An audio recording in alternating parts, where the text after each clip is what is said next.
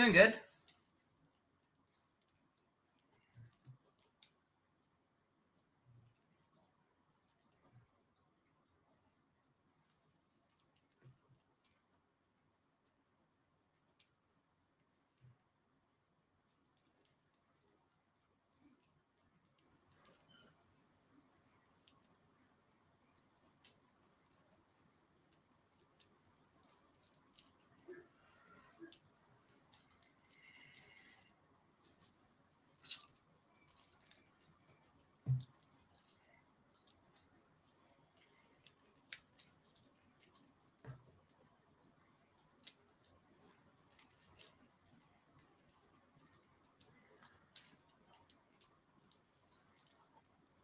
I'm hoping to see some good League of Legends, honestly. Um, yeah, I mean, like, I saw some spicy testing in some of the OP.GGs before we started the broadcast, and I'm hoping to see some of that here. So Yeah, I know we already on the first phase. That intro took up a little bit of our time, but I think so far we have seen the Kassadin ban. Kassadin ban. Yeah, that's something we were talking about before the game because it seemed like their mid laner plays only Kassadin, so no big surprise there. What are you thinking about these picks so far? I wonder if the Echo is actually mid. Because one of the things we did look at like the stuff they were playing, and I believe Cult of Lamb was the team that had like the J4 bot and in one of the games. But like in one of the jungler did play Echo jungler, Echo jungle a lot. Yeah, so I wonder if we're seeing the J4 bot lane, if it's a J4 Veigar lane, or if the Veigar is going mid. We'll have to see. Orianna being banned as well. Team was actually no. One of the teams doesn't have a lot of history as well.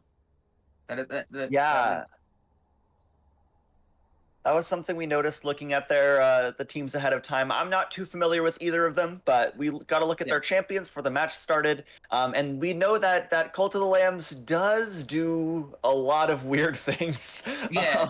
They like to play a lot of melee champions in the bot lane, which is not something we see very often. And like you said, their jungler, DDD Star, does play the Echo. So we might see some weird things here. If it's a little more standard, we probably see they banned the Pike. The Pike was the J4 Pike lane that was referring to earlier. Oh, okay. So the Pike was banned, so they did see that coming. Response.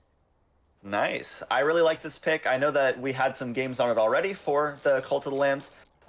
Really, really good hook champ, especially if your team has good burst threat like the Veigar does. I think it's a really good synergy.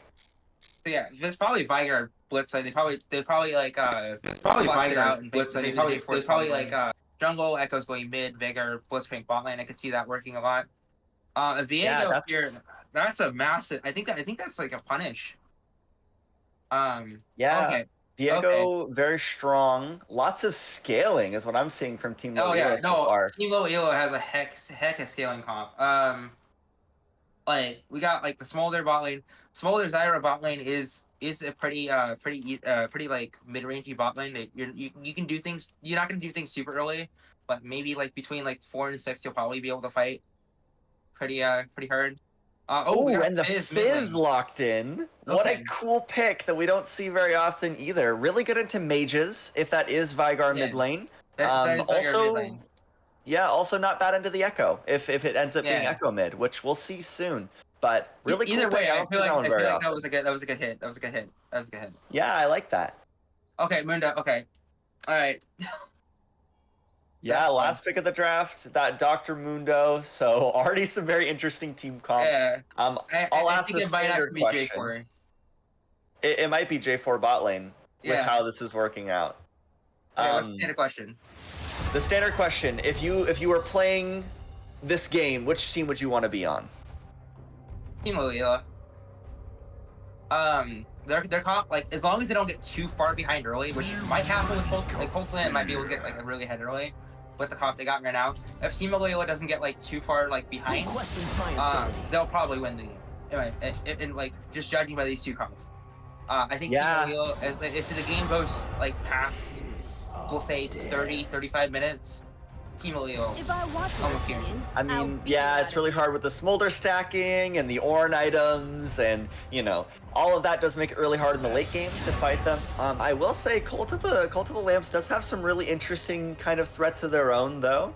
I'm looking at this Vigar who's stacking, the Echo who's always really, really good once he gets a few items under his belt. So I think there are some tools, but I think I do agree with you. I'd rather be on Team Low Elo, especially if this is low Elo. All the games tend to go really long. Yeah, So that is true. but we've seen some pretty high ranks actually, looking at the op.ggs. So Yeah. maybe it won't go that long. We'll see if they can use their champions' tools properly, if they can push their advantages, push their leads. That's what I'm going to be looking for once we get into game with both these teams. Absolutely. And it looks like they are drafting in client now, so just going to be a few minute delay here while they're trying to get their champions set up, trying to get loaded into the game, and then I think we usually have a few minute spectator delay in the meantime, so that no cheating allegations or anything like that. So I know that you play jungle duo. What do you think about this jungle matchup, or who do I guess? Yeah, it is Echo Jungle. I'm seeing It is probably so going to be Echo Jungle Viego. Yeah. I mean, I actually think Viego wins that. Like just in general. Echo can gank pretty well, but his ganks are very like. What's the word?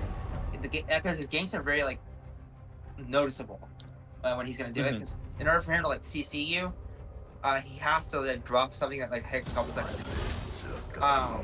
Viego on the other hand can kind of come out of nowhere, and he's a little bit stronger early. I think the thing with Echo is he's going to be like a more mid-range champion as well. He can do things early, but he's not going to be as powerful as early as Viego is.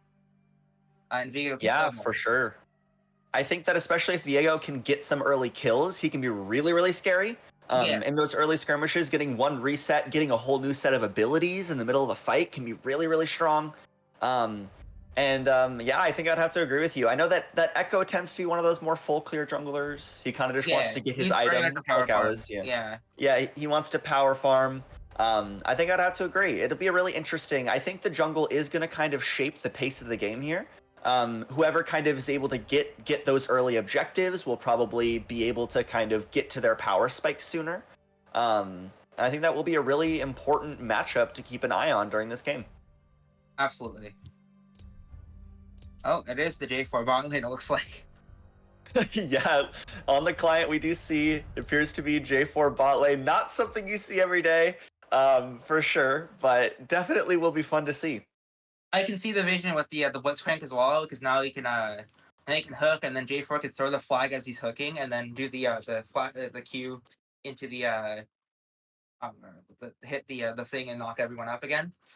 So yeah. CC in the bot lane, that might be a problem for Smolder actually. I think it can be, and since I play a lot of support, I'll kind of talk about this bot lane matchup. I know that looking at the supports in particular, Blitzcrank versus Zyra is very much not fun for Blitzcrank. A lot of times these Zyra plants can get in the way, make it hard to hook, and also just being a melee character into a ranged support can be so rough. You might just lose all your health if they can space you correctly. The poke can always be brutal. But like you were saying, with a Jarvan alongside that Blitzcrank, they do have a lot of potential to get right on top of the Zyra, get right on top of the Smolder, maybe get a lot of damage down, especially with some early ganks. So maybe they'll have a chance. I think bot lane could be really interesting too. Yeah, especially since like J4's passive is a percentile damage as well. Every like I think it's like 8 seconds if I remember correctly, it's cooldown. So, the first hit will do a lot of damage, especially as J4 gets more items and so on and so forth. I'm actually quite excited about the Vigar mid lane. Oh well. Oh, okay, there we go. The spectator really came back. All right. I'm actually quite excited about the Fizz Vigar, because Fizz can potentially steamroll Vigar, but Vigar is kind of like the reason that they might still be in the game, like team. Forgot the name of the team already. The Vigar might be team. The reason that their team might be still in the game, after the after like the mid late game, right? If they're if they're even, because Viger is an infinite scaling champion, so we are having they do have a chance to like do a lot of damage in the mid game as well because of that. Definitely. My only concern when I'm looking at Cult of the Lambs, though, is that all of that damage you were just talking about is magic damage. That is true. I was about to point and that I out. see an Ornn on the other team. Yeah, yeah. So I mean, how likely do you think I think we are going to see like a Doran pick like probably like early like Hollow Radiance, I think is the name of the item. Yeah. Maybe yeah, like that's the Bonnie Cinder item as well. So yeah, I think we definitely could. I think stacking magic resistance is going to be really, really valuable. Jarvan does have a lot of early damage, like you were talking about passive, but I don't think in the mid game we care at all about how much damage Jarvan's going to do. J4 is like an ult bot mid game usually. Yeah, just wants to get on the back line. But even then, you know, if he uses the Cataclysm, Smolder can fly out, Zyra could flash out. So these later game team fights could be really rough depending on how well Team Low Elo can position. So that's kind of what I'll be looking for too. This positioning and how they get early, right? Yeah, if they can set up for the objectives, they can get control. If they can spot out Cult of the Lambs before they can really get set up themselves, I think that would be really, really beneficial. Looks like we are in the game. It looks like we're getting set up for the stream here, but we're in, and I can kind of already spy out some of these runes that are taken. The Jarvan, most notably, took the Electrocute. Yeah, what do you think about that? I love this, especially if a J4 is being bot lane. Like, that's a lot of damage, bro. A lot of damage. Especially like Electrocute was buffed a couple patches ago as well. So it's a lot stronger than it probably was like last time I've seen this or something similar. Like I can see if like Blitzcrank gets hooked, like I think whoever gets hooked is probably dead. I can definitely see that. And this Blitzcrank has Hail of Blades. I just saw that too. I didn't see that. Oh my god. This is a full burst bot lane, and I love it. This is like the epitome of off meta. Like they're playing two non-standard champions. I mean, Blitzcrank's pretty standard, but even not really in meta right now. But they're trying a new way to play the game, and I think that's so cool. I'll really be looking at them to see if they can make a difference in the game. Yeah. I mean, we also got like the tank matchup side. It's not really gonna see that. Oh, okay. I shouldn't be doing play-by-play. I don't play-by-play. Well, we can talk about the game state. Most of the time, these early trades don't matter too much anyways. Nah. It looks like the junglers are starting on the opposite sides of the map. So we see that Echo's up in the top side, pathing away parallel to Viego. So we will see them end up on opposite sides. Usually that means that Echo will end up towards that bot side, towards the Jarvan and the Blitzcrank. Viego will be up towards the top side. I imagine we'll just see a trade of the crabs once we kind of get to that. It probably will be a trade of the crabs. I cannot see Echo doing a gank like immediately after getting the crab though. I feel like Echo's gonna like go through the clear, get the scuttle, and then back.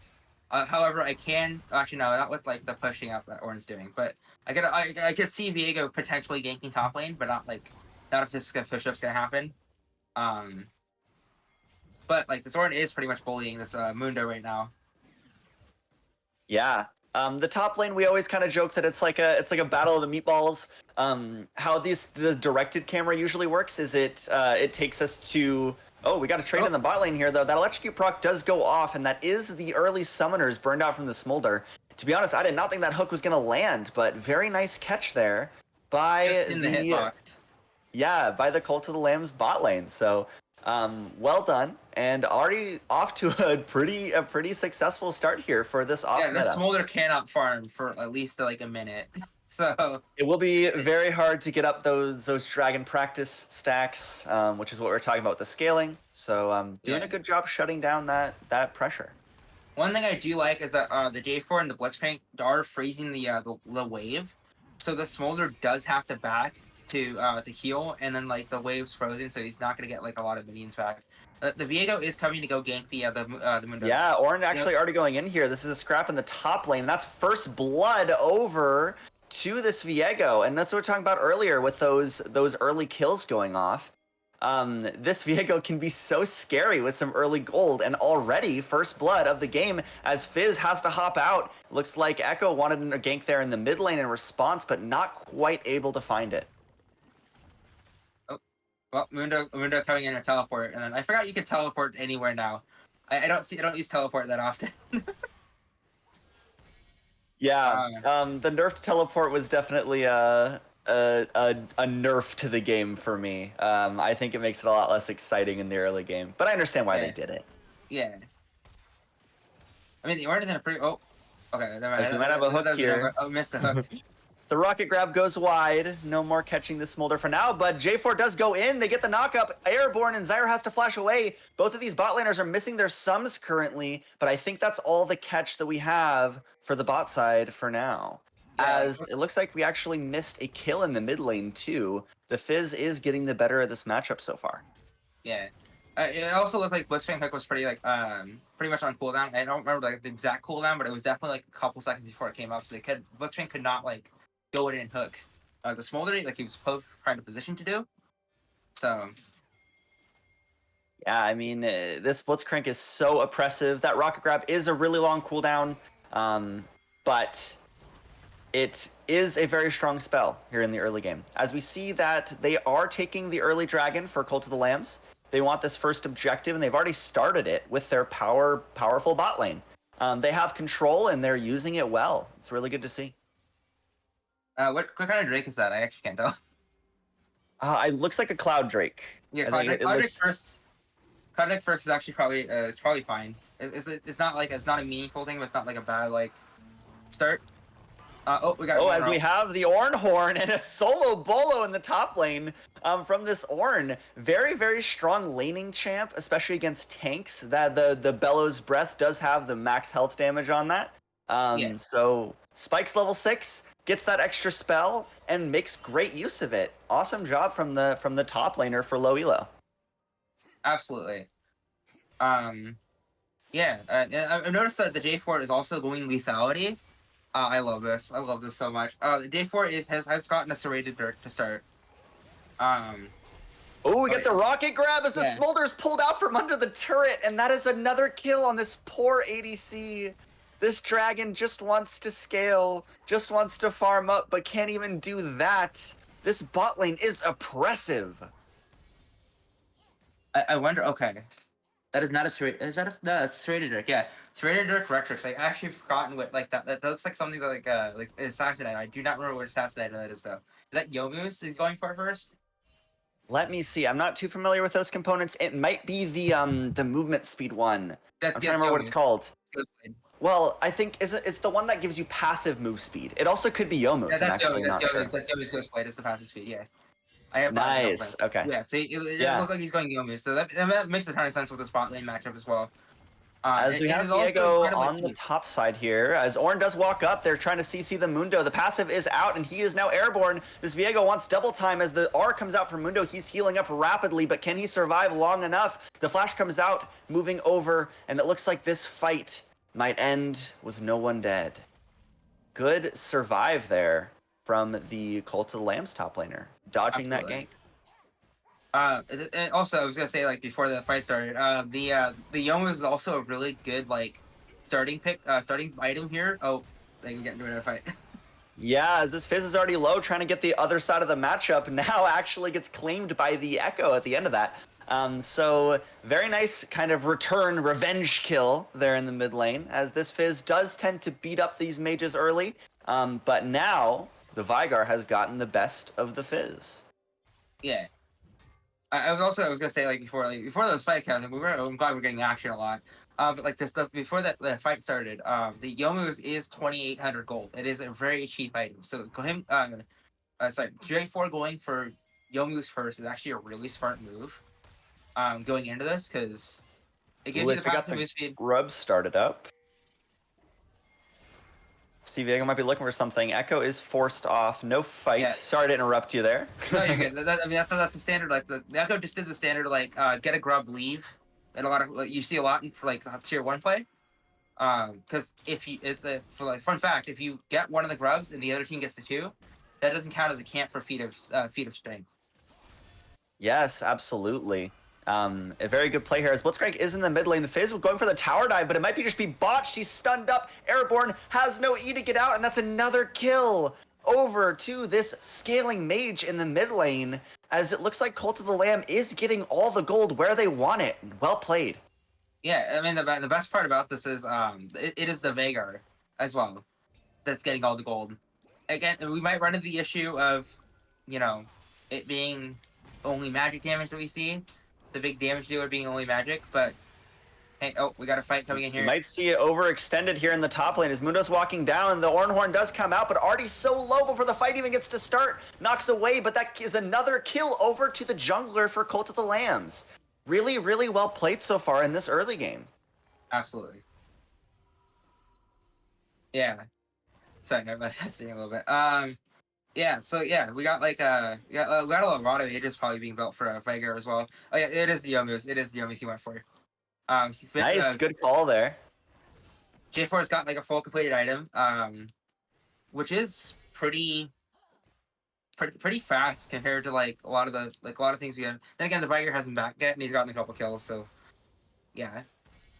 Yeah, we'll probably go for the Roa there, it looks like. The Rod of Ages, very strong item for mages nowadays, as we actually have a roam up here towards the mid lane. The root does go wide, the cage comes out, and I think that's it. Good defense there from this Veigar, who's already scaling pretty well into the game. Also, one thing that we didn't mention during the draft is like this, like, a lot of the CC that a lot of the engage that like the Team Low Elo can do can be stopped by that cage pretty handily.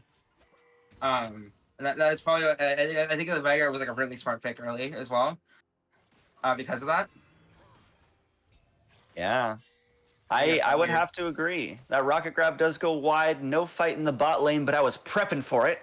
I was prepping for it too. But yeah, as you're talking about, that Veigar cage does do really well against dashes, and you know, a lot of the ways for them to get in, I'm assuming this is just some top lane scrapping, yeah, nothing too much there. Oh, yeah. But a lot of the ways to get in for Team Low Elo are those dashes, are those engages, and those can be stopped by the cage. You can't dash through it, you can't jump through it. The only thing that does go through it are blinks and then flash. So unless they have those tools available, it will be really hard to get away from this Veigar. Well, also you can Nocturne, if you're Nocturne, you can Nocturne W through it, but yeah.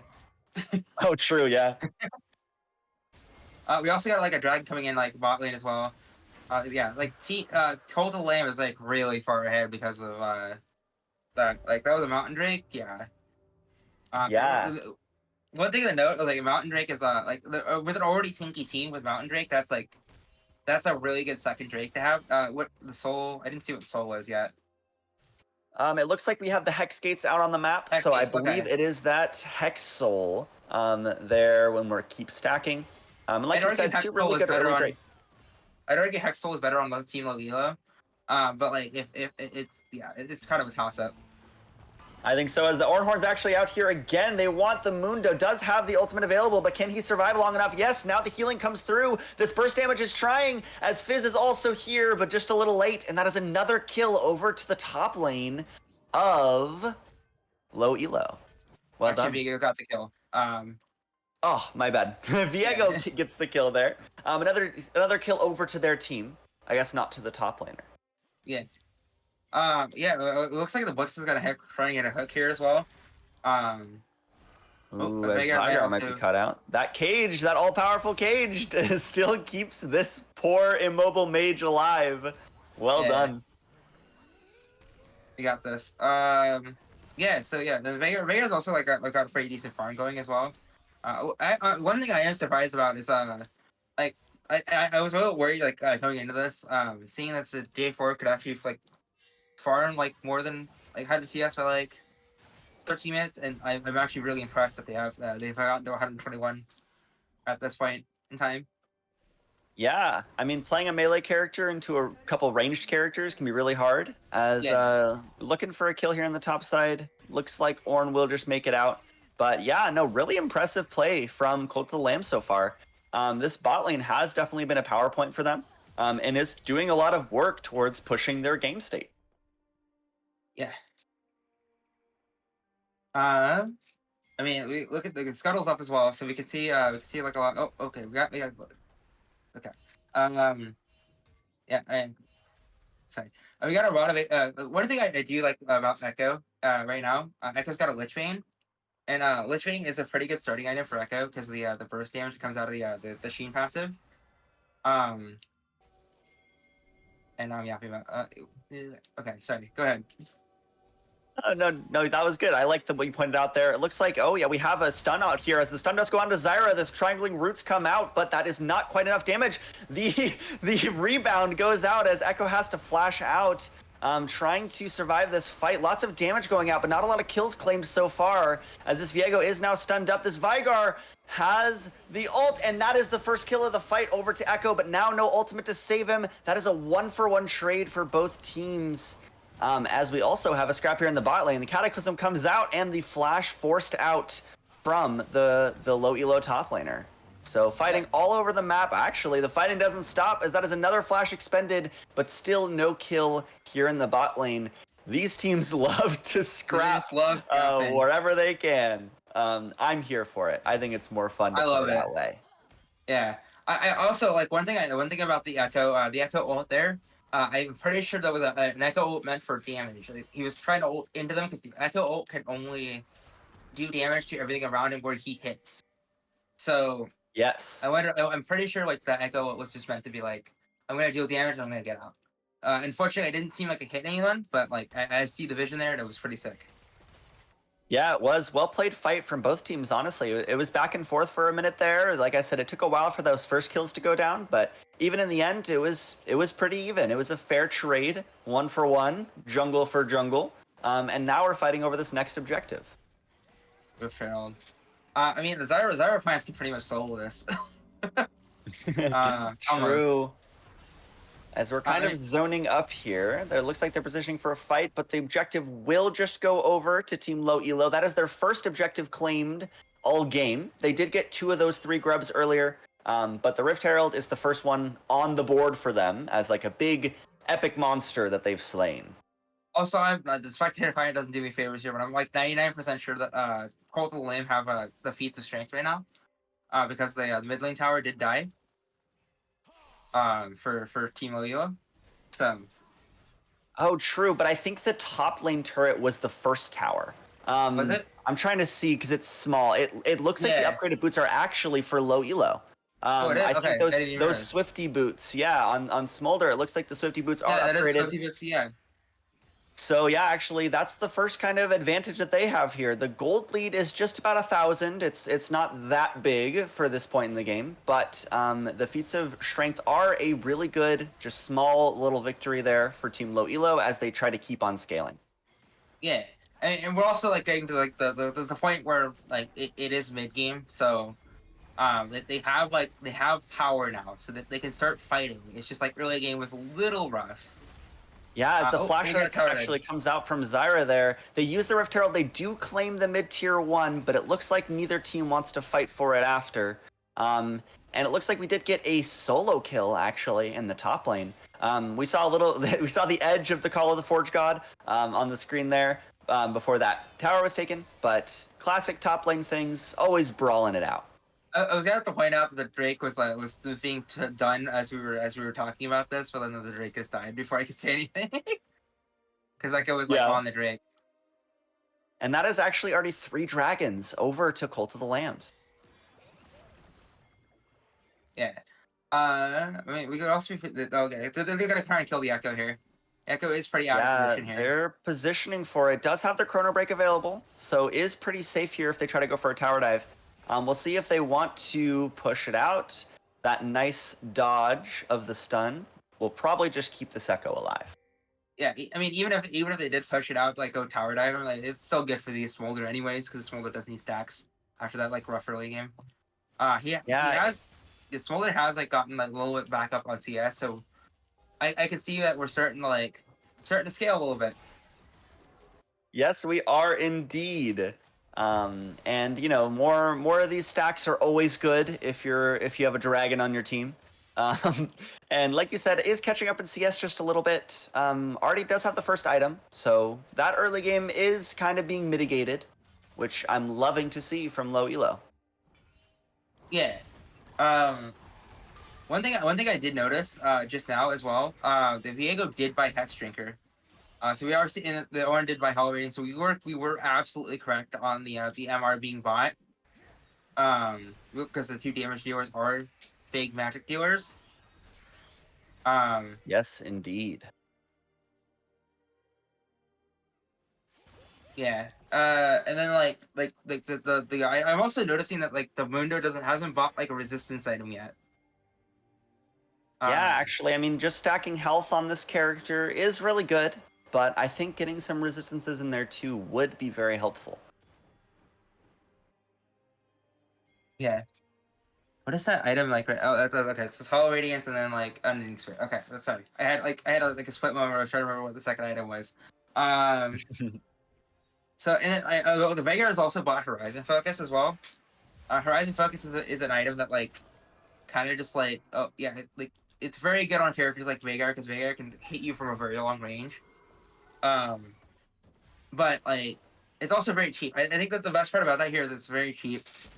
We're seeing an Otacon about to be started as well. I don't know if they started on accident. Oh, we're gonna get a fight here. Oh, never mind. Maybe. We do have the teleport coming over from this Ornn, trying to join the fight, as they might be actually taking the Otacon now. Low Elo is kind of positioning into the pit. There's not a lot of backup here for Cult of the Lambs. This could be a scrap, but this Otacon drains resistances. We were just talking about how important those are, and now we'll see which team is going to come out on top. This might be our first big 5v5 fight here, as we are looking onto the 2 carries that are isolated here from Cult of the Lambs. This Vigar is already so low and pushed forward as the kill goes over to Ornn, but look on the back line. Echo is on this Zyra. That's another one taken out. Chrono Break keeps him safe, and that is currently a 1-for-1 trade. But it's support for mid lane, still in favor of Cult of the Lambs, as they now have the higher health bars. It looks like Low Elo might have to ditch the objective. Jarvan here now too. They have a lot more damage. They have the Cataclysm. The Flash Cataclysm goes out. That is 1 kill over. This Viego will not be long for the world. And this will probably go right into the Otacon here for Cult of the Lambs. Really, really well played team fight. Extremely well played team fight. Like the Veigar just basically sacrificed himself for the whole team there. 100%. And we're gonna see like a Mundo trying to like chase down the FS here. No, I don't think we're gonna kill here, but it does push the Fizz off the stuff going. Because now the Fizz can't like go push lane yet. It takes away any chance they have of a trade there. I thought we were gonna have that classic moment where, you know, the enemy tank just walks up and walks down your AD carry.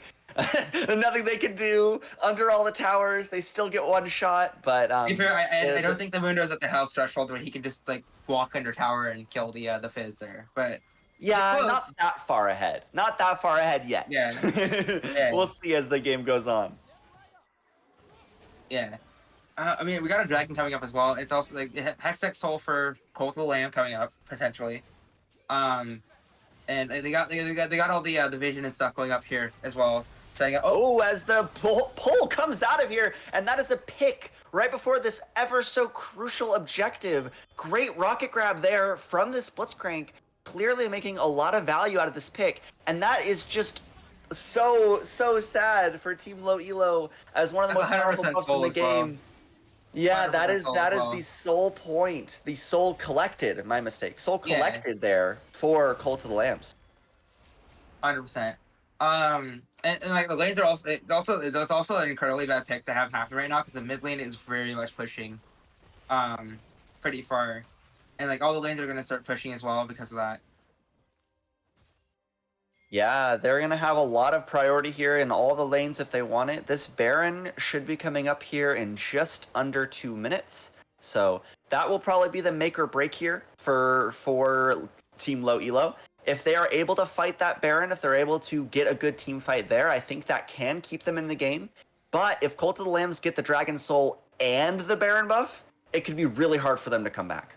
It's not impossible, but it's pretty close to impossible for that if that happens. Then again, you can have like a pretty crafty team fight and come back with that. Absolutely. It is never over until that Nexus blows up, but it can be very, very hard, which is probably what we'll see. Yeah. I mean, we also I think it's like 5 stacks on Magi's as well for like Diego might be caught out once again. That rock grab almost predicts the R over the wall. That heartbreaker almost led right to a heartbreak, but still no pick there. Does not land. As good defense there from low elo. I mean, I like the push here to try and like get something going, with tower. Unfortunately, the wave did just get cleared by the echo, like pretty quickly. But they do have another wave coming up here, but they're just not gonna be like close enough to the tower. Oh, the rocket grab misses there. Yeah, it doesn't land once more. I know from experience how hard that can be, so no shame there. Especially when there's like 4 or 5 people crowded around the same area. I used to play Blitzcrank Jungle when that was like a legal thing you could do, so I know how that feels. Oh yes, I love it when they made that change and then reverted it the next patch. I was crying. So mad. I was so mad. Yeah. Actually talking about this Jarvan actually. too. It actually lasted 2 patches. Oh, was it 2? My mistake. Yeah. Yeah, nice. As the rock grab comes out, but great Bellows Breath there from the Ornn. Knows the champion. As we do have a stun out, this Vigar is way too far forward. Can we get the Call of the Forge God right behind the altar from Smolder as they found the fight they needed? Team Low Elo find 2 right away. This Echo is not part of this fight. This is a 5v4 and they are winning it. As they might be able to disengage with the flash forward on Viego. That reset comes out. The Blitzcrank responds with the flash, but can they keep chasing? This turret's here to defend. It looks like they won't find any more, but great team fight there from Low Elo. If they can keep that up, they are definitely still in this game. Oh, they 100% get Baron off of this as well. Especially if they can kill the Echo before it. But it's like a 90% right now with Blitz Baron. Oh, they want to re-engage the fight here. Ornn does dash forward, misses the pillar. Can they get the stun? This Mundo is tanky, very hard to kill. They're looking back. The Chrono Break brings it back into the fight, but can the Echo have enough damage to actually matter? The Zyra goes down. This Echo's so low. The kill goes over to Smolder, and that will be the Baron look here for Low Elo if they can get out of this fight. Mundo is slowly burning down. The silence comes through. Mundo gets a double kill, putting in so much work for this Cult of the Lamb's top laner. As the teleport comes back out, the Hourglass keeping Fizz alive just a second longer. Yeah. No playful Trickster to keep alive. Another flash as now, right after their big win, Low Elo find a bad fight here in the mid lane. Sadly, all go down except for this lowly Ornn. And he's gonna try and defend the tower. I mean, he's coming close to it. Yeah, trying to clear the wave here, but actually misses the ultimate. Now on the wrong side of the map, this tank will not last long. Actually able to still get out. Impressively enough, that's the magic resistance putting in work. For sure. And the Jack Show bot as well, especially with the fact that you have like a lot of like resistances. The Jack Show will help you because you're gonna last 5 seconds at the very minimum in a fight. So like I love the build that the Ornn's been going here. I just saw J4 just bought an Axiom Arc as well. I was gonna mention that earlier before we got into that big old mid lane fight. But this Jarvan, we were saying, well, Jarvan's damage isn't that good late game. If you build him like this, it is. He's building full damage, no HP, just wants to deal so much damage here, get on that backline. I love it. Like, see, he's also looks like he's also building Lord Doms as well. Like Ghostblade, Team Arc, like Lord Doms, like that's insane. So much damage. At least he's not building Lord Doms right now. Actually, he's got the Last Whisper. Last Whisper will like lead into that eventually because he's bought like the Serrated Dirk and the pickaxe as well. So that's gonna build it into a different item. However, Lord Doms is on fight here. The rocket grab does not go through as the Call to Forge Guard already coming out. The Playful Trickster used, and that is the support taken out from Cult of the Lambs. That is a lot of resources expended for just the support player, though. So we'll see if they can still take this team fight. They can. And we also got like a Baron being started here. The team Total Lamb don't really have vision on the Baron. And they're one of their damage dealers is there. So they still want this fight. This Mundo's ahead. The Echo does dash in, has the Chrono Break back to safety as now the health bars are getting really low for Low Elo. They are not going to last very long. This Baron is hitting them too. It's basically a 6v4 as the Baron assisting team or Cult of the Lambs. in helping win that team fight, and they are about to take this also powerful objective. Yeah. And like if the Baron gets in, like the Mundo's pushing like bot lane. I mean, mid lane, not bot lane. The Mundo's pushing mid lane right now. Like if they're too low. Like unfortunately for Team Leo, they're too low to like complete the Baron right now. But like if they were able like if they committed to it and tanked it potentially, like that would have been GG if they did have a little bit more health. Yeah, definitely. I think maybe teleporting to mid there to get the turret might not have been worth it. I think if Mundo had stayed there and been taking the damage from the Baron, they probably could have finished it. But understand why you want to do that. Tower's a lot of gold. This Mundo's already pretty ahead, so that's an easy. They could have also like there was also the potential to like kill the Baron and then teleport mid as well. But like I also see the vision with like just killing the tower and then leaving. Oh, we're gonna go for Baron again. They want to force it down. They want to find another fight here. They know that a lot of Cult of the Lambs are bot side, so they can try to force this. Yeah, no, I mean they're not gonna force it because the moon. They see the Mundo. I don't think they can fight with the Mundo right now. Yeah, I mean like the mid lane's just like being pushed. Oh, is there a dragon up? I think so. Elder's up as well. We're doing Elder right now. We're on the Elder yeah, right Elder, now. Yeah, Elder, yeah. And that will make these team fights nowhere near close if we can find him here for Cult of the Lambs. They are walking down the lane. They want this game over. If Cult of the Lamb like gets into a fight here, like they'll probably get an ace. It's really hard to like fight a team that has Elder. I don't remember what the Elder cooldown is, but it's a really long time. It's about 2.5 minutes. So if they can clear the waves, then maybe they still have a chance. But if they get into an altercation at all, I think it will spell disaster here for low elo. Absolutely. Oh, and then like Cult of the Lamb's also just gonna go for Baron because they can't they can't lose that fight if they go for it. Yeah, they are gonna do the Baron. They'll see basically if low elo wants to fight into them. I think the right choice is just let him have it. Honestly, I think it's pretty good here for low elo if they give it over. Cult of the Lambs is wasting a lot of that 2.5 minutes right now. Of their immediate combat buff, they stopped to do Baron. That is about a minute, give or take, of their buff that's now gone. So they're also backing as well with after doing the Baron. So yeah, and I'm not gonna say the Elder's wasted, but it is pretty. There was a little bit of time wasted for like pushing and like fights and stuff. Yeah, I will say maybe what they're thinking is that they don't have very good siege. They don't have any ranged characters besides Vigar. So pushing in waves, hitting turrets can be pretty hard. So maybe they want the Baron to assist with that, and I think that would make a lot of sense. I also think that the other reason they might have done that as well, is the fact that they already know they can probably win a fight, so might as well get Baron and then like prepare for like the actual like push.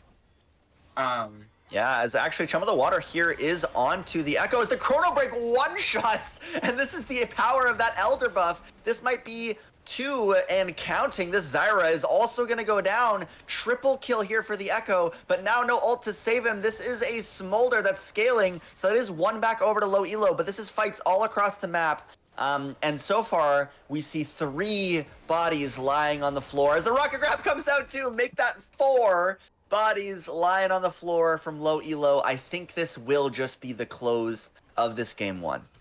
Yeah, I mean, let the bodies hit the floor. Am I right? I mean, I was also gonna make the joke before like the Smolder died that like Smolder also has Elder because his mom's Elder, but the game's over. So yeah, as the ace goes over to Vigar, they will kill the Nexus here. Congrats to Cult of the Lamb taking game number 1 of the series. Really well played by both teams. Low elo was definitely not out of that until kind of those last couple team fights. So well fought, definitely. It was very close. Like if you looked at the gold, you looked at all this stuff. Like it was very close up until like the last 2 team fights, and then like the Cult Lamb got like the Zelda and then the Baron and then there was GG. Yeah, absolutely. What are your thoughts? Do you think that game went how we expected? Were you surprised by anything? I was a little surprised the Magic Business didn't do as much as I thought it would. I do think that the day four build was really smart.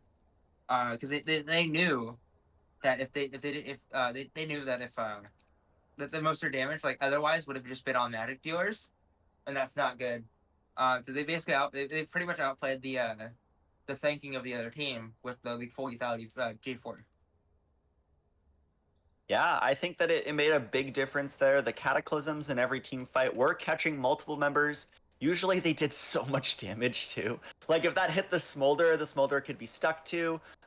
Does a lot of damage when you build all those items. So, well done by Jarvan there. Really, really good off meta bot lane pick. I'm surprised.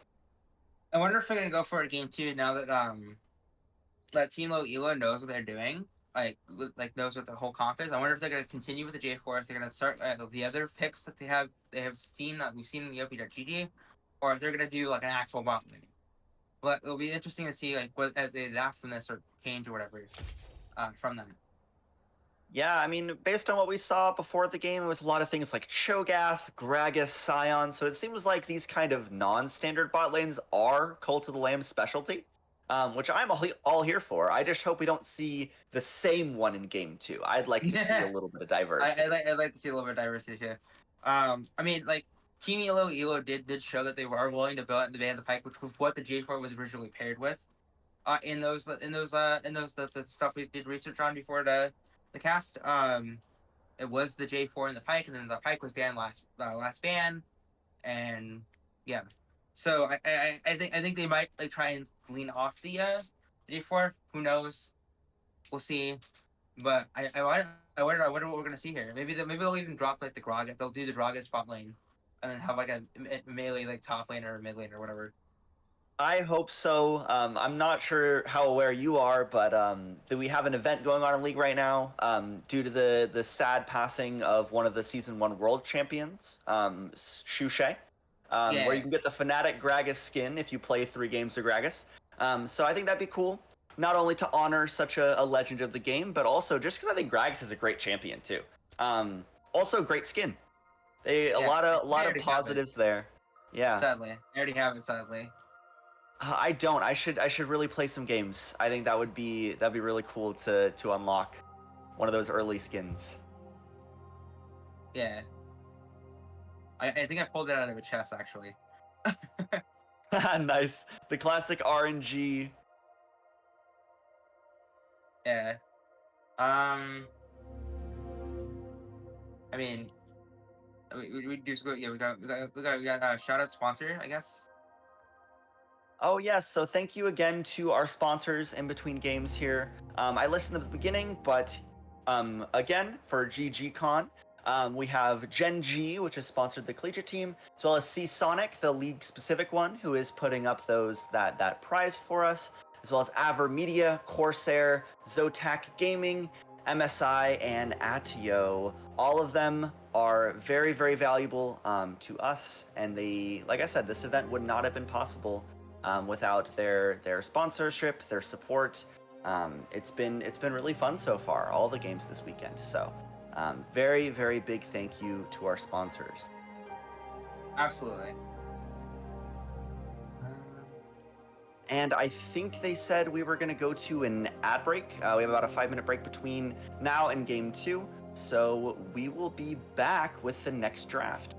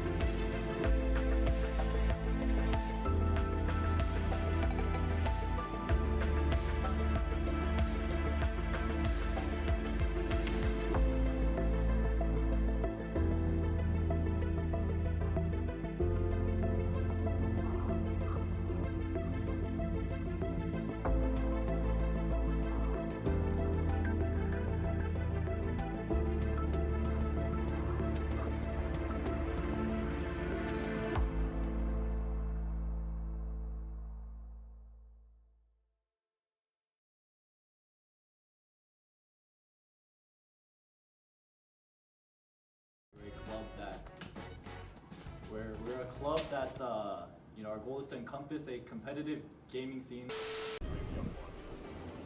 They requested you.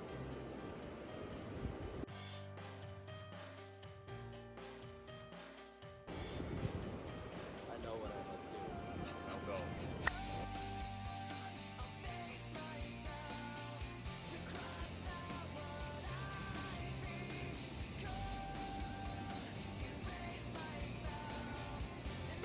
And they don't really have a... Oh, huge shatter! And the lamp will come out, but the backline will not die as Kai a little bit overextending, but does find the pin on a bowl of dog.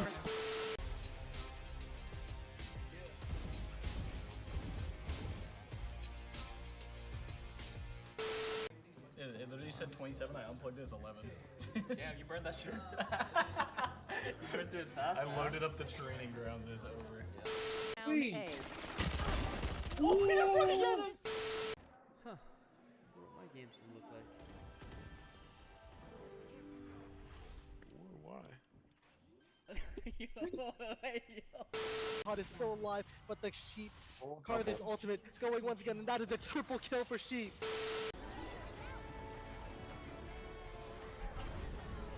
Wait, he missed lamp.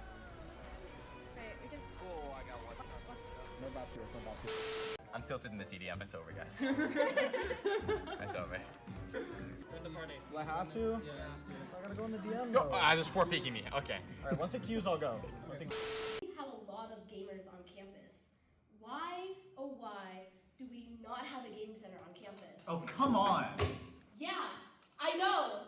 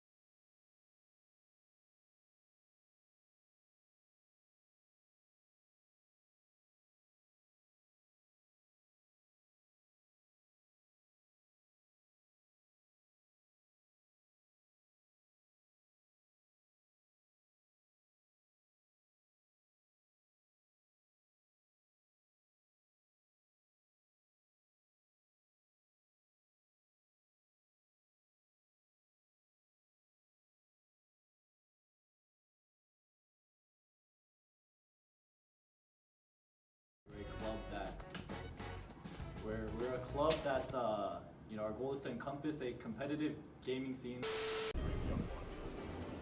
They requested you.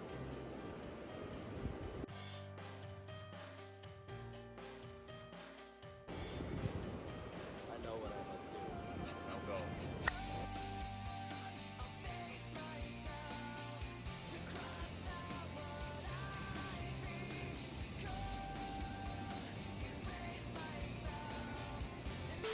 And they don't really have a... Oh, huge shatter! And the lamp will come out, but the backline will not die as Kai a little bit overextending, but does find the pin on a bowl of dog.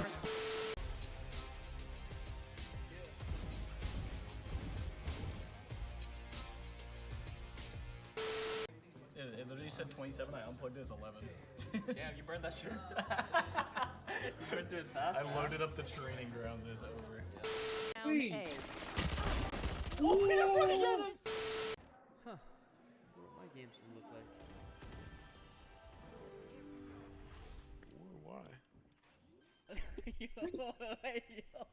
God is still alive, but the sheep card is ultimate going once again, and that is a triple kill for sheep.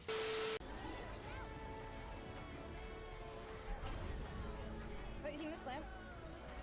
Wait, we can. Oh, I got one. No back to it, no back to it.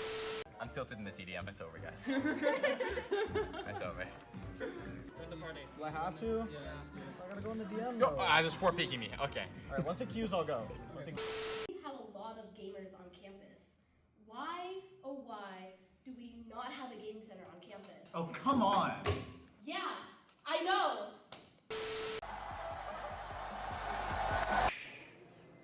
Bro, like, what are you doing? Like, we gotta get to class. Like, what are you doing? My bad. Yeah, come on.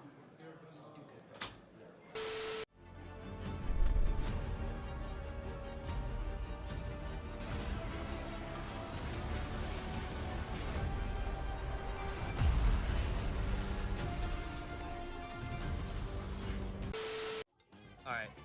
Alright, okay, yeah. Got clear the palette. Yeah. Red Bull.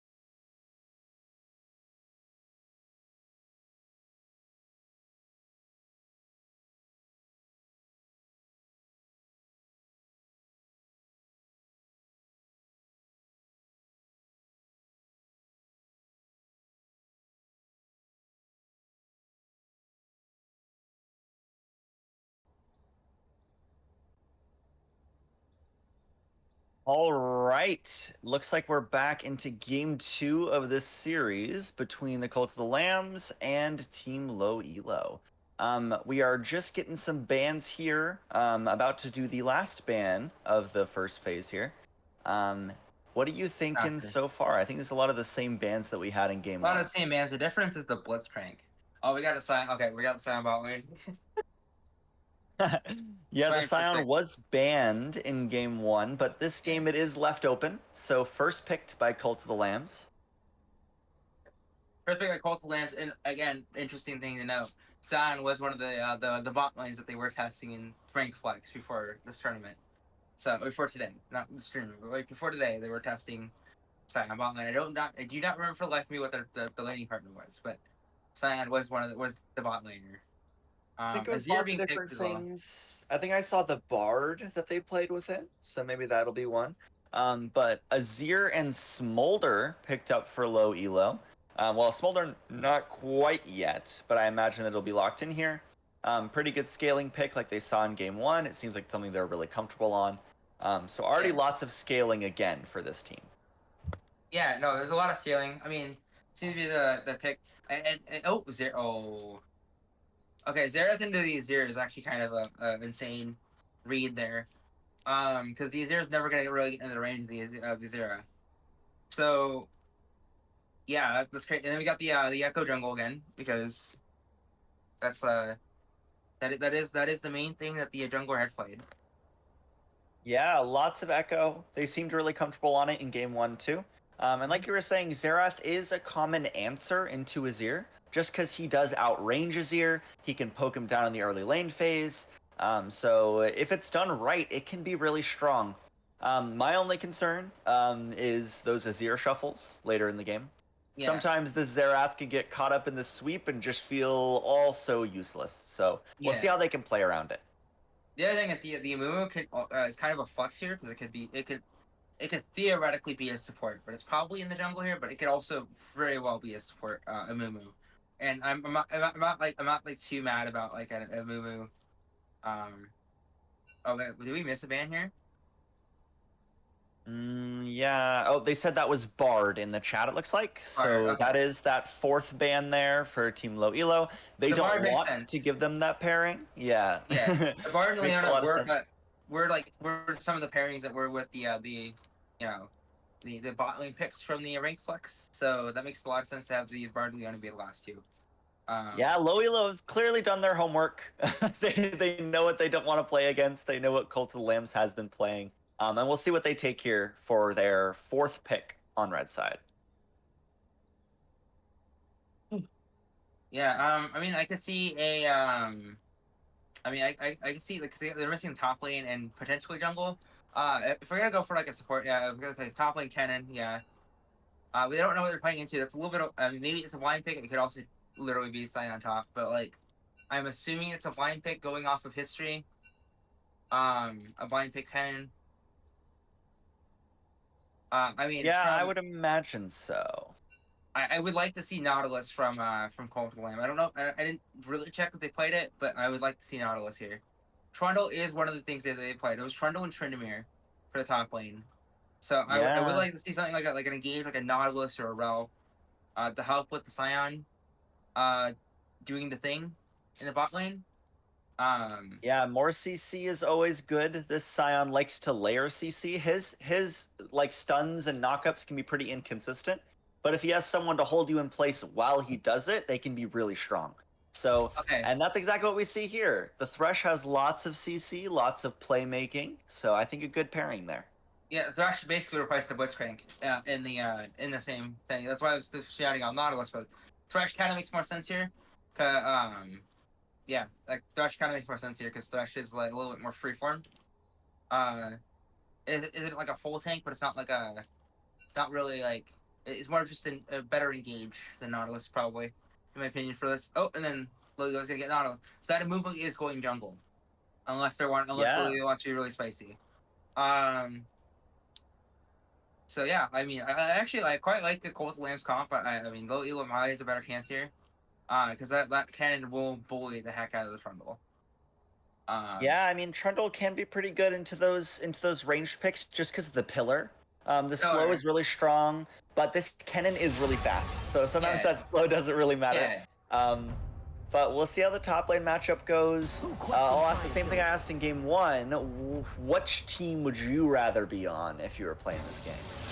Colt Lamb still. How's come? I mean, like they have like better counter picks in my opinion.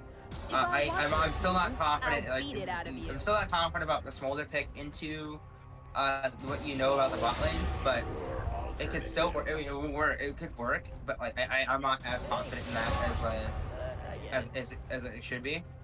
I do think that the Colton Lambs champions just they're not gonna die as hard. And we have like the same issue as like the last comp as well for low elo. There's too much magic damage. That's true. A lot of their picks are still very magic damage heavy. So MR will still be a focus. Yeah. Four of their champions are like full magic. Like they do almost all magic damage. Smolder kind of is like 50-50, but he does mostly physical. But 4 of the champions on low elo do like magic damage. So I think Colt Lamb has a better chance to just buy MR. Like I'm expecting the Trundle to build a I'm expecting the Trundle to build like a Wit's End or something. Maybe second or third item. Because the Wit's End does give you a little bit of MR and then move speed. I'm expecting like Trundle's build to probably be like a Trinity Force Wit's End into like some tank items. Yeah. I think that's a really good read there. I as you might notice from my icon on stream, I am a Trundle player. I first started playing ranked as a Trundle top one trick. So yeah. I do know this champion and this position pretty well. And I will say the builds have changed a lot over time, but into ranged champions, usually it's something like you can even go like a Stride Breaker is pretty good. Stride Breaker could be really, yeah. I think that Wit's End also could be really strong. I've run Blade of the Ruined King a lot, just for the extra move speed and the slow. So lots of fun things that this Trundle can do up in the top lane. And I'll be really, really interested to see kind of what they go for. We saw a lot of that magic resistance in game 1. I think we'll see a lot of that here in game 2 as well. Yeah, there's just like no way, especially with like the 4 of the champions, 4 out of the 5 champions just being MR. There's just no way you don't like at least build one MR item on every champion. Like it just makes too much sense to like build it. Not even like you don't have to build like full MR, but like at least one MR item is gonna be on every champion on both lanes. I guarantee it. Yeah, I am fairly confident that you're right there. So like we did in game 1 too, since you're a jungle pick, we still have the Echo, but now we're against the Amumu. What do you think about this matchup? I mean, Amumu surprisingly deals a lot of damage. A lot of people don't expect it, but like the reason that like you don't want to get into a fight with Amumu early, because of the fact that like Amumu can just stun you a lot while attacking you, and he's really hard to kill early. He doesn't die like pretty hard, but he doesn't like. He's not like too bad early. I mean, he's not like too good early, but he will stun you a lot while attacking you, and it is really hard to kill him early because of that. I do think Amumu's power does not come until like later in the game, and like low elo's comp is very team fighty, so like his power is not gonna really come into like he has his ultimate and they're in a fight. I am a little bit more confident in this comp from low elo, regardless of the magic issue, because of the fact that they have a really strong team fight if they can get somewhat ahead. Because the Amumu ult, the Azir shuffle, you got like the Nautilus ult. Kennen can do like a lot of damage with his ult, and then like the Smolder can get Elder essentially later on in the game. So. Yeah, lots of important team fight tools there from them. I mean, it's also a lot easier to execute, I think, than their game 1 comp. I've noticed something different from the in-game client than the draft thing we were looking at. By the way, what's the difference? There's a Darius in the top lane. Oh yeah, I see that too, and that's for what? For low elo? Yeah. Oh, I guess instead of the Kennen, they went for the Darius. I wonder if that was in the chat before the game. We missed that, but good catch there. So actually, we're talking about this range matchup from the Kennen, but it looks like they will have a Darius there Which I honestly, actually I like Leo's comp more now that they have that you can see the Darius. yeah, I would have to agree. I think it's a better matchup into the Trundle. Trundle has a lot of fewer options to get out away from Darius. If Darius is able to kind of get on him, pull him in, all that. And the team fight power is pretty strong. And another frontline champion for them is never bad. And we don't have to deal with the magic damage conversation anymore. It's now like it's pretty evenly split. Only one of the damage dealers does like a lot of magic damage. Like the bot lane is kind of 50-50, but mostly physical, and then like the top lane is all physical. So I do like Elo's comp a lot more now. I think it's gonna be a lot better. I'm interested to see how this will go. Yeah, I think that Hopefully it we get does a game make them three. have a slightly less kind of simple team comp. Before when I thought it was the Kennen, it was really easy for them to all kind of just run in and hit R. Darius does make it a little bit more complicated. It'll kind of be more they have to play around where Darius is, if he can get a good flank angle, things like that. But I still think they can do it. I have full faith. We saw them fighting back even when they were pretty behind in game 1. So as long as they can play their champions to their strengths, I think game 2 should be smooth sailing. We might end up in a game 3. Counterpoint. I think it's still I still think their team fight's just gonna be run in and deal things. I don't think the Darius needs to flank at this point. And maybe you're right there. He did take the ghost, so maybe just looking to kind of run up in the front, kill whoever they can hit, and we'll see how it goes. I'm not sure. Is that lethal tempo or the press the attack on the Trundle? It looks like lethal tempo, yeah, which I think is pretty good here. Also opted to taking the ignite, which is really interesting. Ooh, wait, is that? Oh, that's teleport ignite. Okay. Okay, that's gonna be an interesting top lane matchup then. I didn't even notice it was a teleport ignite. Yeah. So Trundle was just looking to kill the Darius. I think that's what the whole point. I think this is gonna be utility Trundle. It's not gonna be like the Trundle that do a lot of damage. So maybe we won't really see a Trinity Force or anything. It'll probably be like a full tank or like a Dead Man's Plate or something like that. Maybe. I don't see what the two options they have here. But they're gonna try and But the Trundle could also be split pushing as well. He does have teleport. We could see a whole breaker buy from the Trundle here. That would be even cooler. Maybe I'm thinking about a Scion and a Trundle both split pushing at the same time. That could be fun. As we already have some trading here in the bot side, Nautilus is already losing a lot of the HP bar. And this bot lane, again, kind of a weird one for Cult of the Lambs. They're now on blue side, so they have the Scion and the Thresh as another anchor comes out. And this is a pullback from the Thresh. This Nautilus is getting very low, but can they finish it off? Still has the flash, so should be able to survive. But already some really good early trading here from both supports. Yeah, I was also gonna mention like a 1-3-1 hasn't been seen in a while in League. It's been I think it's 2019 is like the last time we saw like a 1-3-1 split. As like a strategy that's been done like a setting like this. So that would be interesting to see in 2025. Yeah, I mean, I think it's really strong if you can coordinate around it properly. The goal is to get the enemies to split up, which if they can do with low elo, I think that would be really good. Low elo likes to get those 5v5 fights. They want to get into spots where they're all grouped up and they can fight together. So if they're focusing on taking towers on the other side of the map, maybe they can draw them away from each other, find split fights, find 1v1s, and I think that could be really, really good for them. Yeah. I mean, looking at the starting, one thing I did notice is that the Echo did go Moss Stomper. So they are looking to be a little bit more defensive with their full smite, because that is the shield pet as well. The Nautilus side while we were I was mentioning that as well. Yeah, now actually a kill in the top lane too. Kind of what I expected in this top lane matchup.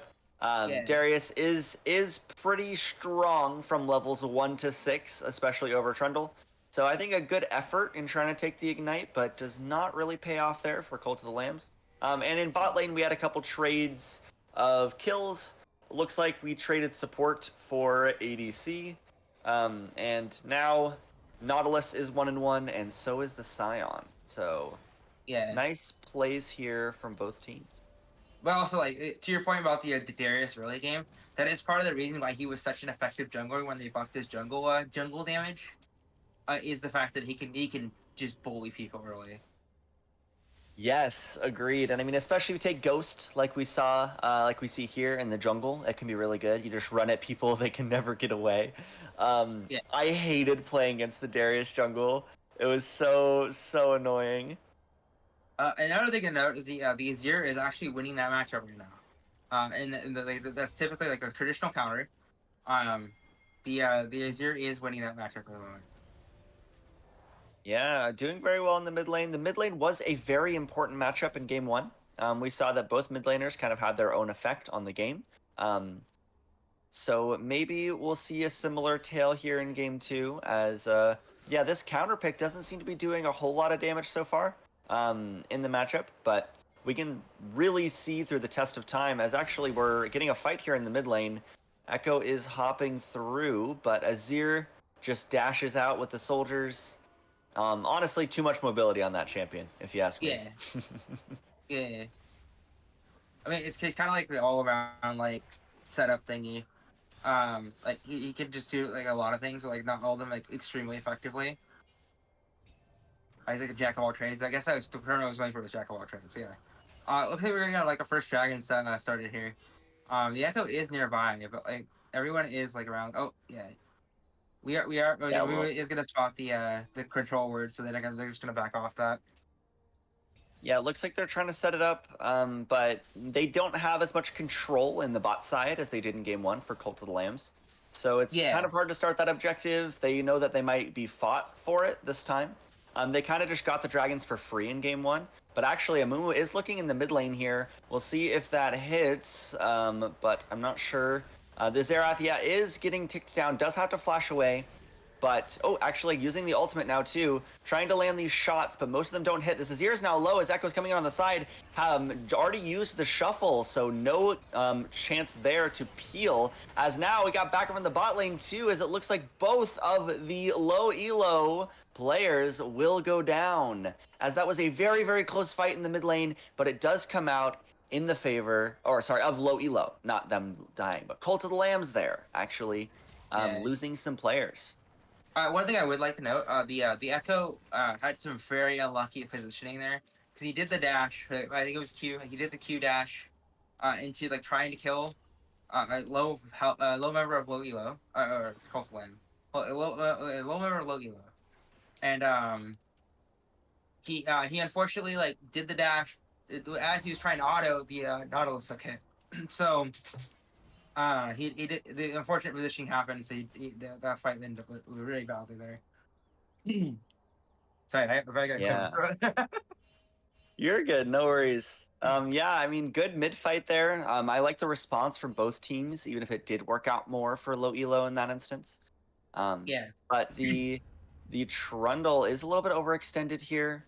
Doesn't know that Amumu's waiting nearby as the W does come out and they're trying to look for the fight here as the Ignite and the Subjugate do come out as this Darius is ticking lower and lower, but now CC'd up. This Trundle is not gonna survive as that is a kill here in the top side for low elo. So far, it's been low elo in control of this game. Very different than what we saw in game 1. Yeah. And also like the Amumu, like I said, the Amumu has like the very deceptive amount of damage, because I mean his passive literally says like everyone takes 10% more damage if you hit her with him, because of curse. Oh, we got another fight mid lane. Xerath is dead. Yeah, this Xerath, they really want to punish this mid lane. Another immobile mage without flash. So good Emperor's Divide there from the Azir. Does also like the mouse boxing as well. Yeah, the proxying, interesting strat. Really good punish on the Smolder, but yeah, nice strategy here from both teams. Yeah, I mean, I don't know, like oh wait, oh that's like Yomu's. Oh that's a Yomu's on the Scion. This is a lethality Scion. Yeah, we're getting saucy here. And then the Xerath has bought a dark seal. I hopefully that gets like some use. We have yeah, Amumu back in the top lane here. Now level 6 with the Curse of the Sad Mummy. They might want to repeat gank. Not showing on vision quite yet. Actually calls it off, surprisingly. yeah. The vision literally expired. If I saw that correctly, I think the vision literally expired as like the frontal got on the vision. So like they saw it for a split second, and then back Oh, up. they flash forward as the bandage toss does connect. The Curse of the Sad Mummy comes out, and this Xerath is already being punished so hard in the game, as this Amumu is very, very low, but I don't think will be punished. Very well played as low elo, looking like a completely different team in game 2. Actually, they're very proactive. They're playing together. They're finding these kills, and I'm loving it. Yeah, flash Q. That flash Q was pretty sick. Oh, we got another fight coming in. Yeah, right around the grubs here as the Nautilus is actually a little overextended, right as I was talking about low elo's proactivity. They do find another fight as the Nautilus will be slain. That Chrono Break does come out, but now they're on the wrong side of the map. And this is low elo cleaning up more of the kills. This is now a 3-0 Azir in the mid lane. And that's extremely scary if you're Cult of the Lamb, because like Azir can like we said earlier, Azir can literally do anything. So like he can dash, he can do like a bunch of like cool stuff. Like there's a lot of stuff he can do, with a heavy lead as well. I'm a little worried about like buying the dark seals on both the Echo and the Zera, because I don't know if we're gonna see a lot of use out of it with how the current game state's going. But it could work if you can get a couple good fights like mid game. So yeah. Yeah, you were talking about the Azir, the Nashor's Tooth already picked up there. Really good damage item. As it looks like low elo is kind of swapping their team members around the map. We can see that both top laners have gone bot side. It seems like both these teams want to fight for the grubs. Yeah. Another thing I noticed is Smolder's not doing the Essence Reaver first, it looks like, as well. He went Essence Reaver first last game, and Smolder's going for a slightly different build this game because he's bought a Warhammer. Yeah, maybe building into, I think it's the Navori Flicker Blades is usually what those items build. Flicker Blades, I don't think Flicker Blades has Warhammer. Oh, it might not. Maybe I'm thinking of something else, but... I think it could be like, I think Spear Shojin no, Spear Shojin does not have it. Maybe it's Black Cleaver. I don't know. Well, I guess we'll have to see. It's definitely a bruiser. It's definitely a bruiser item, though. I'm pretty sure it's a bruiser item. Well, copy that. As the Swiftness boots also picked up here for the Smolder now, and the Grubs, it looks like we're gone all over to Cult of the Lambs. Actually, the Unstoppable Onslaught, the Decimating Smash here on the Azir. This is a lot of CC going on to this main carry as they might actually be shut down as we see 3 members of Cult of the Lambs going for it. The Chrono Break comes out as all of the Echo's health bar comes back, and that is another kill as the chain lands, and that is actually 2 kills, a double kill back over to Cult of the Lambs after a rough early game. That the ultimate does pick up the Echo on the back half of that, but either way, that is a really big win here for Cult of the Lambs. As now this Thresh might be might be a lamb to the slaughter. Yeah, unfortunately, extends just a little more. Unfortunately, Smolder exists, and he was out there, so yeah. Exactly, but good fighting there. That is very similar to game 1. It's clear that both teams do have a way to play the game, and they are not going to give up so easily. Yeah, absolutely. And we got an Infernal Drake coming up as well. It's an easy. Probably. I don't know if you can really contest this as Cult of Lambs, unless you like really want to risk like a steal. Yeah, it definitely will be hard. That is the now even dragons. So 1 dragon over to both teams. Yeah. As this Azir might be caught out again, does actually get over the wall. Nice dodges there. The Emperor's Divide not available, so not able to heal out of that fight so easily, but does end up getting out life intact. Oh, maybe I am dumb. Maybe Essence Reaver does have Warhammer for some reason. I don't know. I don't buy like those items that often because I don't play champions that buy Essence Reaver. So yeah. Yeah, I mean Trinity Force on Infinity, Trinity Force on the Darius, and you were right about like maybe Stridebreaker is being built here, or not Stridebreaker. No, that's Ravenous Hydra actually.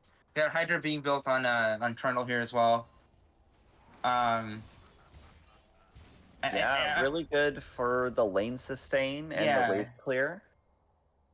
I can see that. Yeah. I mean, Zero's in trouble here. Yeah, this is a battle of the mid lanes. We saw Xerath getting punished very hard early in the game, and now they're all over Azir.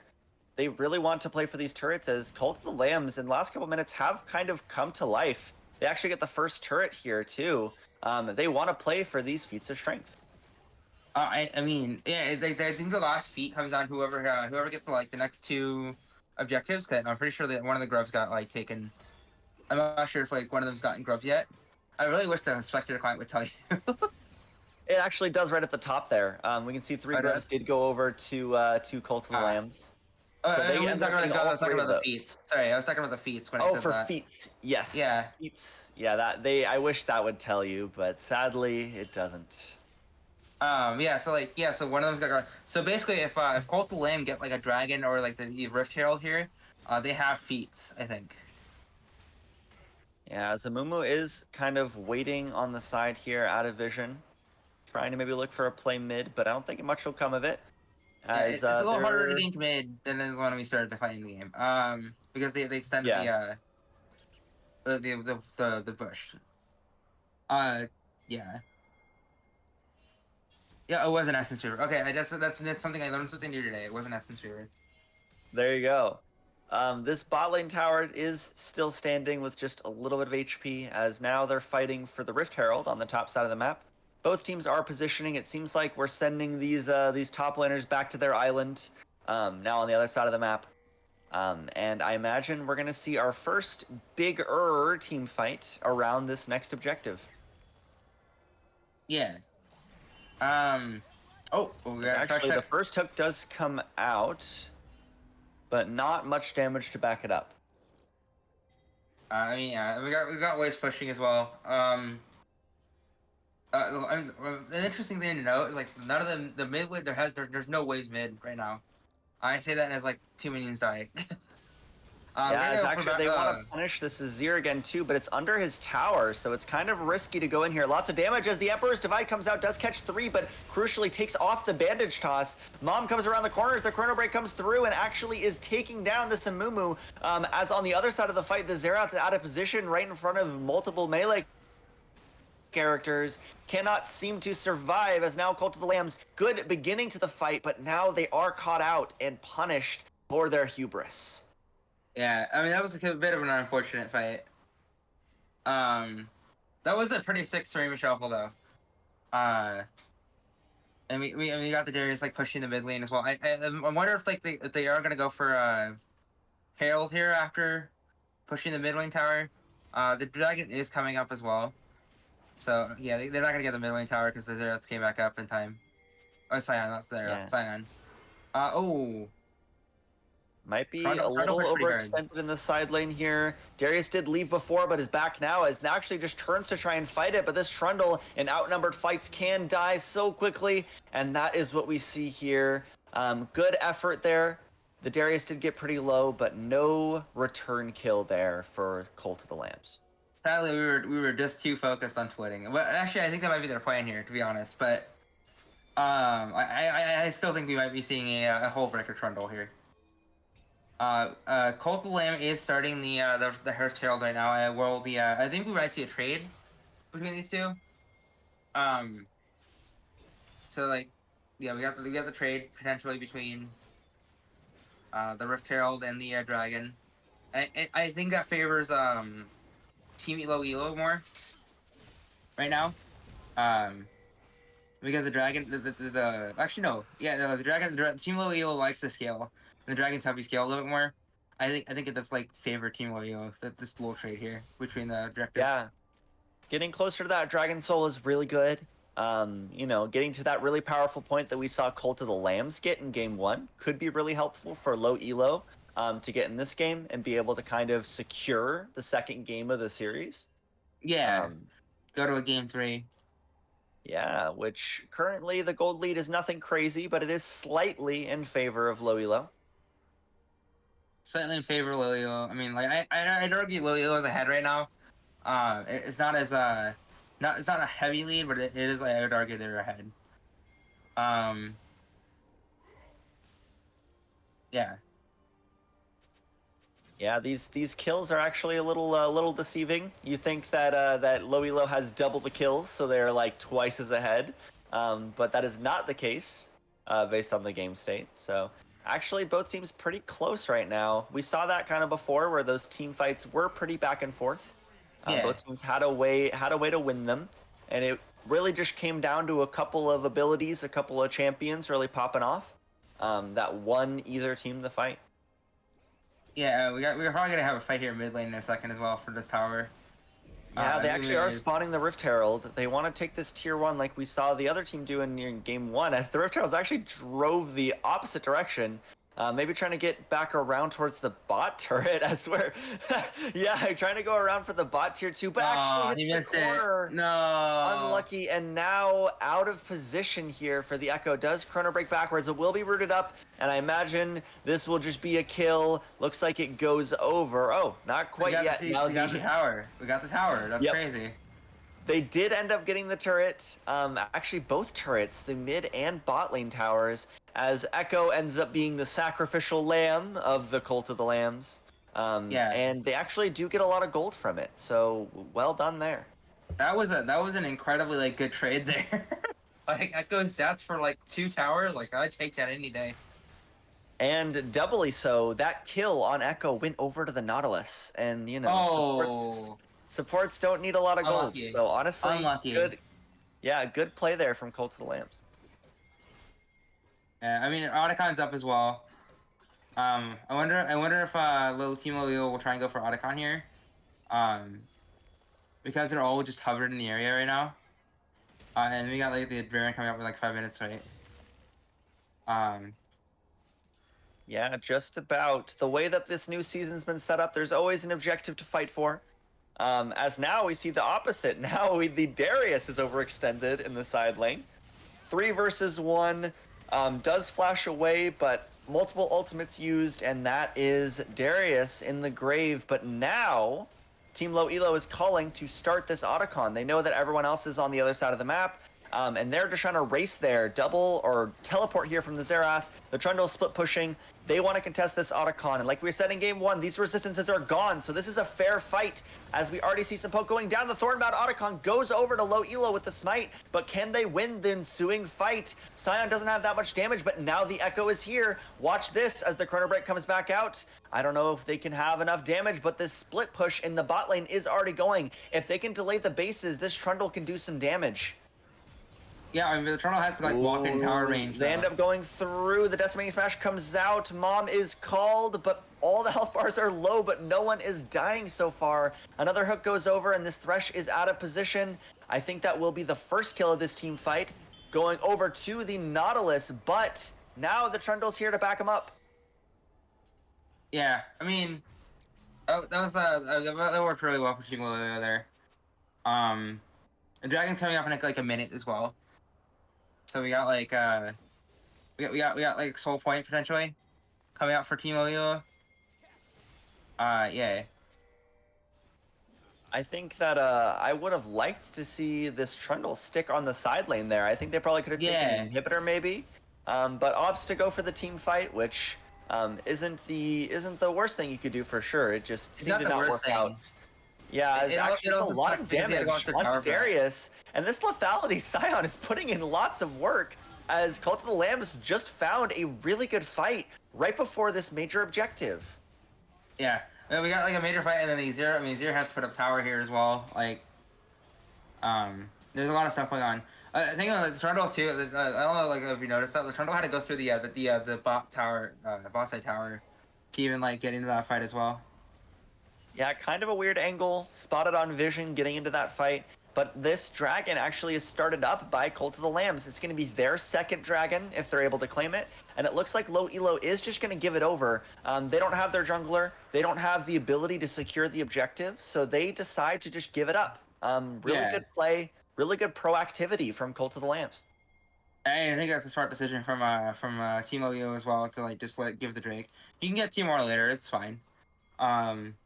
It works. Oh, Zero might be dead here. This lethality Scion is already popping off again. Is already unused, the Unstoppable Onslaught, but the kill goes down before any more resources have to be invested.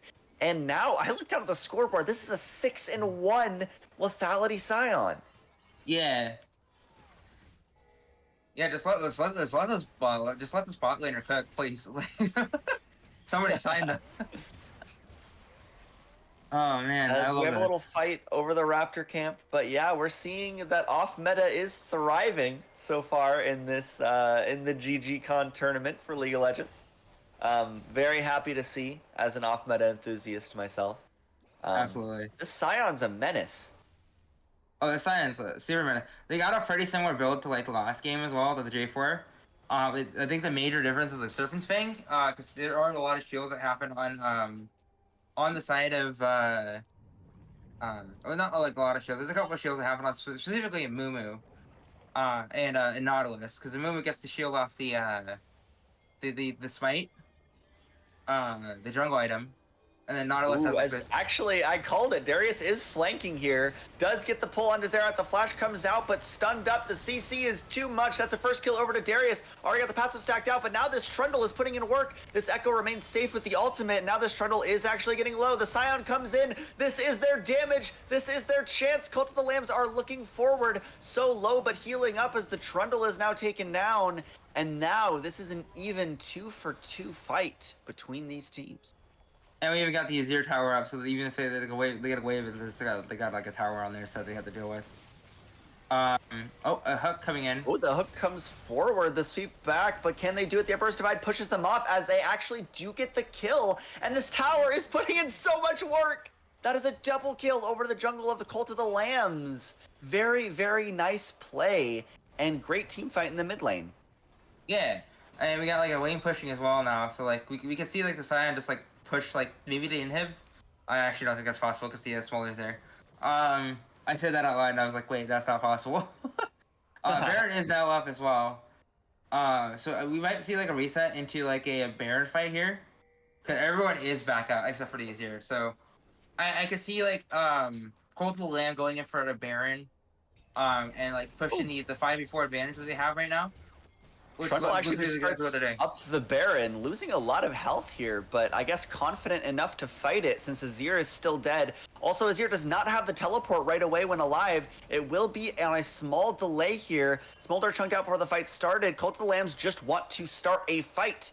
They say, you're down a member, we want to fight, but it doesn't seem to go anywhere. Sadly, no. That would have been such a sick fight, though. Agreed. Yeah, so yeah, there's not much like the objectives going on right now. We got like, yeah, we got like Dragon coming up in a couple minutes probably. We're not quite at the main mark. We don't see the thing there. One thing I would like to note is the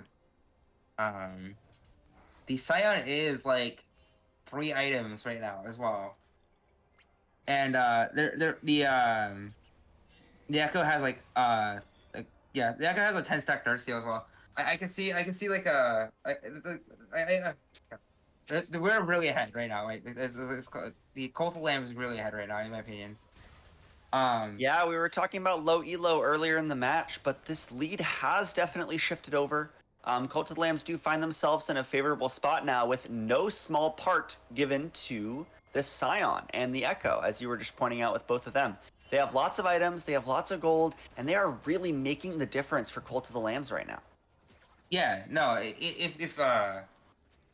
yeah, and this is also the nightmare scenario for Team Low Elo as well. It's what I was trying to get at earlier. I just kind of stumbled my words a bit. This is kind of the nightmare scenario because they don't want to ever really be behind with this comp. We're at the point of the game where they need to be at least even or ahead. Because they're just a full scale comp. And we are at like 28 minutes, and there's not really a lead going on for Team Low Elo. It might be a little hard for them to get something going here. The Dragon is coming up right now as well. We might see a fight in a second.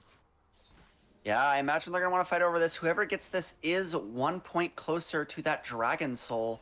As the fight's already kind of started in the bot lane, it looks to be Trundle and Darius, as now the rest of the team wants to get involved. Oh, and this Scion, the most important member of Cult of the Lambs, is already taken out. That life after death is going to be helpful, but not for long. This damage is coming out as the Darius is now traded. That's top laner for top laner, but the rest of the fight's going. The Emperor's Divide comes out, and that is 2 important carries caught out of Cult of the Lambs, and Low Elo found the fight they needed. Yeah, no, that was really good actually. Yeah, no, then we get the dragon here, so soul point for Team Low Elo. Team Low Elo is gonna come in, and they probably get like the tier 2 like mid turret as well. They could also be going for Baron. I could also see that happening as well. Yeah, this Baron is up and available. Baron. Yeah, they're gonna push the wave, go for Baron, and then they have like infinite push power here. Yeah, no, that was a very profitable fight for Team Low Elo. They found a really good angle. Darius starting that fight in the bot side, catching out the main carry of Cult of the Lambs was so valuable. And it looks like Echo won't even try for the steal. They're going to give it over and just try to mitigate the damage it might do. Yeah, I don't blame the Echo for just pushing the wave in the mid and then just like backing off. That makes sense a lot. And like maybe stealing the blue buff, that makes sense too.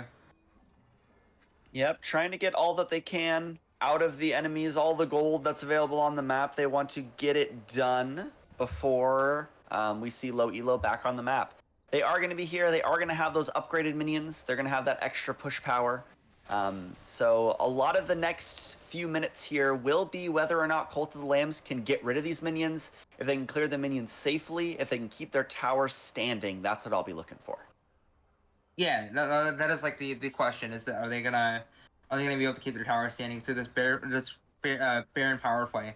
I almost made the LCS joke. But we're not sponsored by Red Bull, so I can't say that. As the Cult of the Lamb members are kind of committing onto bot side, but Darius knows there's a threat. Backs off as we just see waves traded back and forth by both teams. Yeah, I mean this makes sense. It's kind of like a simplified game state. Got a lot of stuff going on. Thresh maybe looking for an angle here. There are 3 people there, so it's like a 2v1. Yeah, misses the hook unfortunately. Oh. Yeah, as actually they catch Darius in the top lane. He does have the pillar slowing him down as he tries to get the stacks up, but that healing might be too much as that's a shutdown over to this Trundle, and that's a lot of gold going over to the Cult of the Lambs top laner, and now they have numbers advantage overall if they can get a good fight. Yeah, I mean they got the tower as well, so like, yeah, it's gonna be a little hard. Xerath ulted and then cancel it. Oh no. Well, it looks like this push in the mid lane is done for now. If we look towards the top side here, Trundle is taking this top lane turret. Actually opts to reset. They know that the enemy team will be there soon. Doesn't want to commit too hard. Unable to stop the base there, but really good try with the shuffle forward. Yeah, I don't even think the Trundle needs the hull breaker. I don't even think Trundle needs the hull breaker with the build he's got going on right now. He can clear waves, he can beat the towers pretty well. I do really like this Darius cage here. That was one reason I always picked Trundle in the top lane. He melts those towers like nobody's business. So I'm hoping we see more of these towers fall soon with this kind of split push comp that we see from Cult of the Lambs. Yeah, it's funny. Like I only found out a year ago that you could queue the towers with Trundle. I was playing it was a spellbook game, like an ultimate spellbook, and I'm like, wait, I can queue the towers. Why didn't I know this? Oh, it's because I was playing them jungle. That's why. That would make a lot of sense. I like him top lane for a lot of reasons. But actually, speaking of him in the top lane, so we see him right now, but actually uses the pillars for safety. So good job mitigating enemy threats. Yeah, I mean, they might be bullying the movie here as well. Nah. 2 people show up before they can do that. The Darius is trying to like bully the Xerath, but the Xerath is like clearing the waves pretty quickly as well. And the Echo is coming, and I think the Darius saw it as well. I think there's vision. Right, the Pops the Ghost does want to walk in. The stun does not connect, but this Darius is losing so much health so fast, as that is another pick found by Cult of the Lambs, and this is something they've been able to do pretty consistently. Well played. Yeah. Also, the Darius, I think it was the Q or the W, like just half health. The Echo, by the way, that was disgusting. Yep. That's this character. Darius does nothing if not damage. And that is what we saw there in that fight, but still not enough to take out Echo. And this dragon should be spawning here pretty soon. As we actually see Trundle on this split push once again, but can he put enough pressure on the map? I think he's putting pretty much a lot of pressure because they're all pinging at the Trundle being there. They did that pretty consistent. Yeah, and now they have to like go and kill him. Ooh, trying to commit for the turret, but I don't think it's going to do much. Subjugate does get some health healing there, but sadly does not take the turret fast enough. Just trying to draw pressure away from the dragon. They want to flip this. The Amumu is already down, and this is the third dragon now tied. We are going all the way to 7 dragons here in game number 2. Trundle did his job. Lambs. Yeah, Trundle did the job. As the dredge line actually connects onto the wall, this Azir is chunked, and it looks like Cult of the Lambs will be able to just escape here. Yeah, I think this fight will just be over. Yeah, it's over. The Baron is coming up in a minute as well, so there is another objective to not want to lose anyone for. So that makes a lot of sense that they just decided to not fight there. Because now they gotta go fight for Baron. Cult of the Lambs got something going on here as well. Because they can get to the Baron first, because they're all top side. Yeah, this will be the next objective to fight for. Soul is going to be delayed until almost 40 minutes in the game, which is crazy. I don't know if we'll see the game end before this Soul point comes up, but either way, this poor Darius found once again by so many members of the team of Cult of the Lambs. Like I said before, they are really good at finding these picks, but actually does not go down. Not enough damage without their Scion.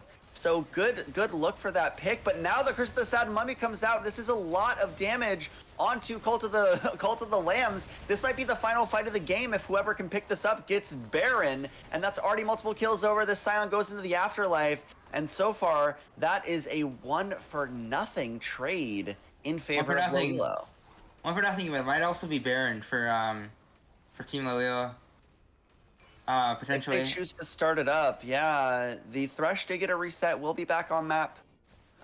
We'll see how this fight, once we play it, as Nautilus is chunked out. The corner break not available as Echo is just taken out. I think that will be Baron over to low elo if they want to start it. And now they're actually finding more. This Xerath is CC'd up, but can they actually find the fight? They get onto him, and that is 4 out of 5 members of Cult of the Lambs dead. Yeah, they're gonna get Baron and they're gonna try and push for game. That's like the only way this ends here. Oh wait, no, the Trundle just teleported mid. Ooh, that teleport in the mid lane wants to burn through some of these turrets. They're getting pulled off Baron. This means their resets will be a little delayed. Yeah, you're gonna just take the mid tower and leave. That makes sense. Good trade back. Like that. Making the best of a bad situation.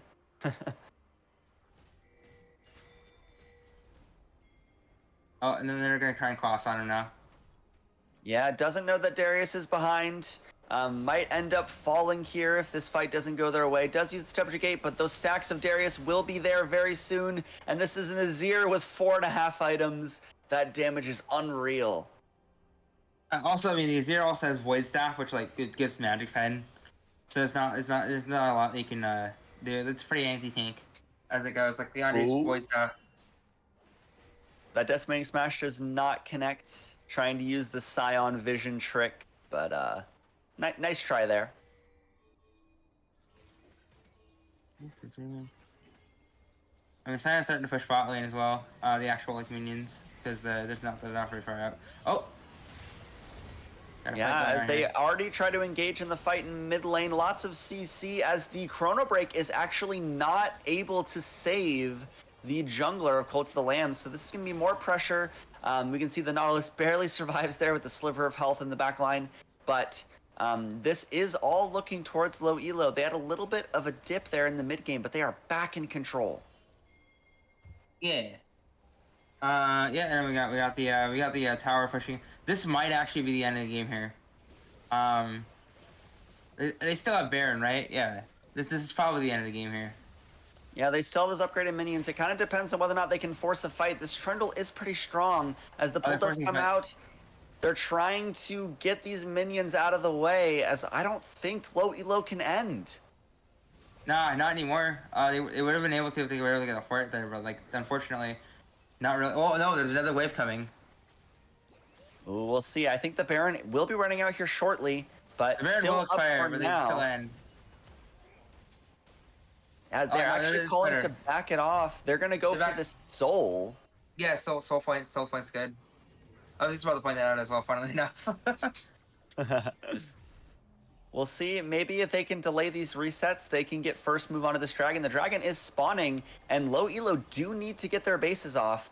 This will be a kind of risky fight if they don't get that gold spent that's currently in their inventories. We'll see how this ends up going. Unfortunately, if they back here, it's gonna be too late to do the Drake. Like they have to like fight this. Exactly. if they Actually, nice chrono break to save from the bandage toss, but now Echo will not have that key spell for the rest of this fight. As we see, Darius is getting caught on the other side of the fight, is being hit by 3 of the 4 members right now as they actually use the ultimate on the Echo, but kind of mixed priorities. Very split fight here from both teams, but the Scion does go down, trying to do as much damage in the afterlife, but those Smolder executes are so strong, and this fight still, again, will be low elo favored.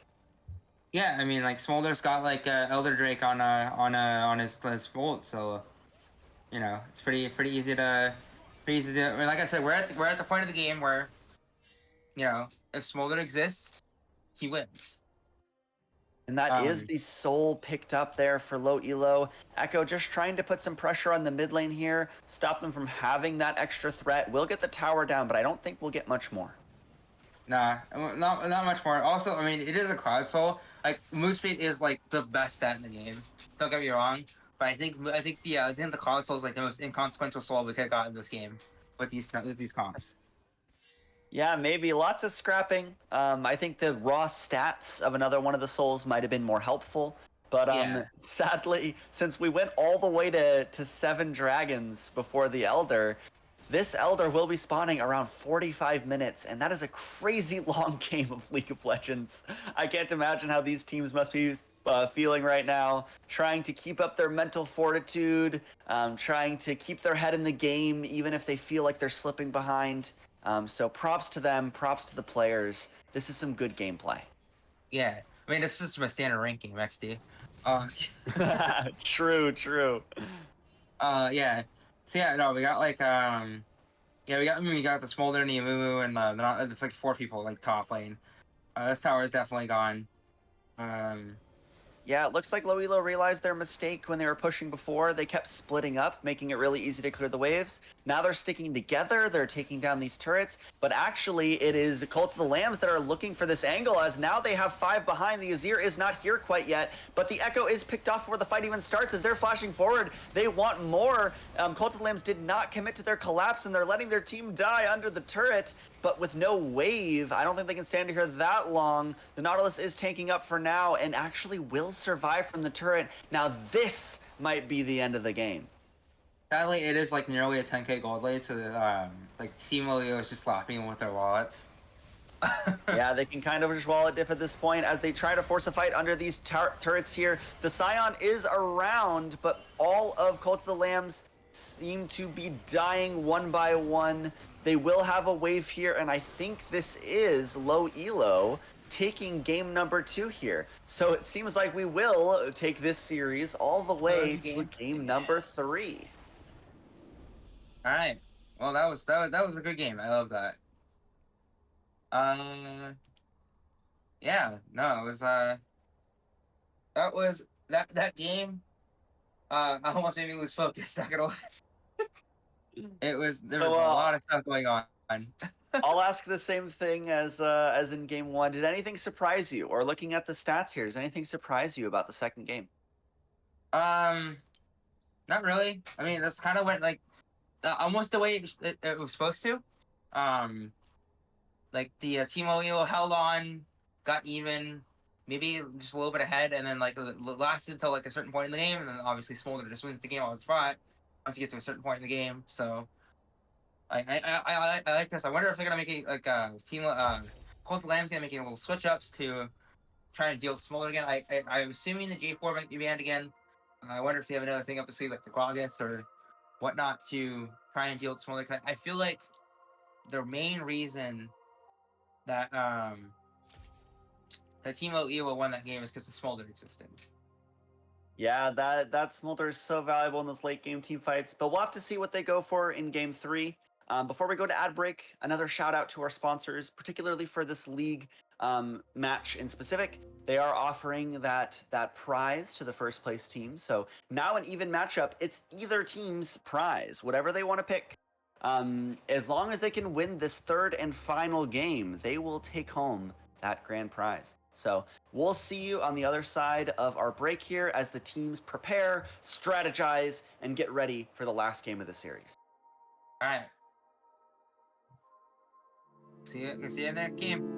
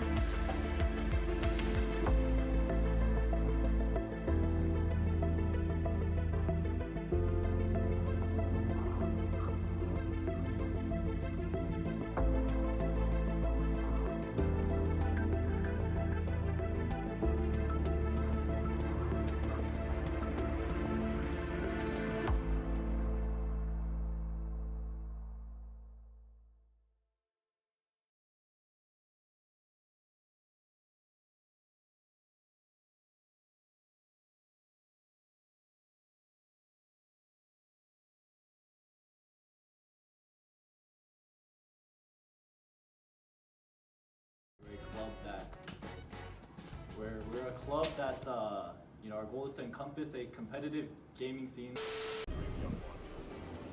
They requested you.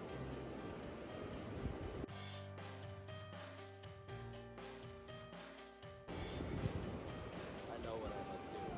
Now go.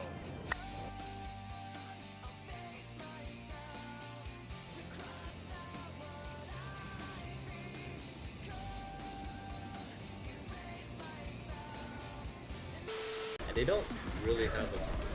Oh, huge shatter!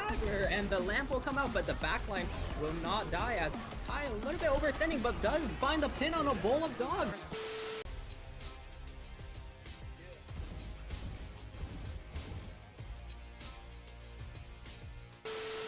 It literally said 27, I unplugged it as 11. Damn, you burned that shit. You went through it fast. I loaded up the training grounds and it's over.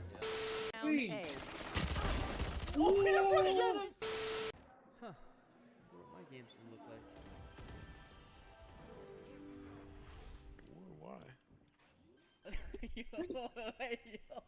God is still alive, but the Sheep card is ultimate going once again, and that is a triple kill for Sheep.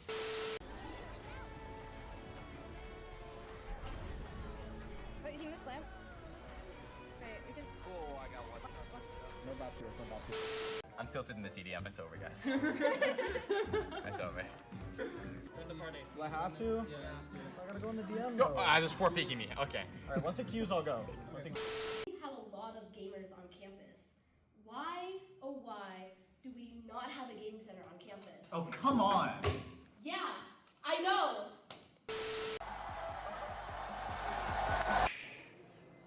Bro, like, what are you doing? Like, we gotta get to class. Like, what are you doing? My bad. Yeah, come on.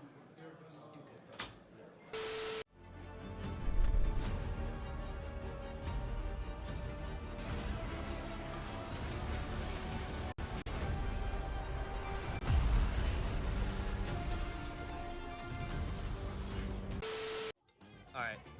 Alright, okay, yeah. Clear the palette. Yeah. Red Bull. We're a club that we're a club that's you know, our goal is to encompass a competitive gaming scene. They requested you.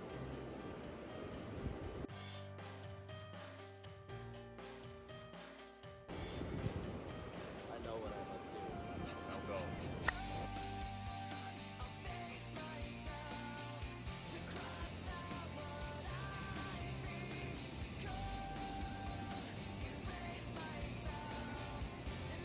And they don't really have a... Oh, huge shatter! And the lamp will come out, but the backline will not die as Kai a little bit overextending, but does find the pin on a bowl of dog.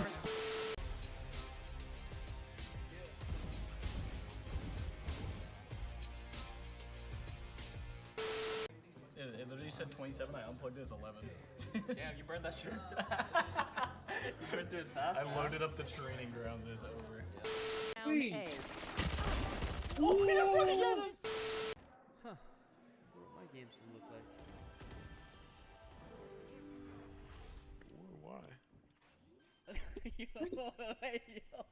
Card is still alive, but the Sheep card is ultimate going once again, and that is a triple kill for Sheep.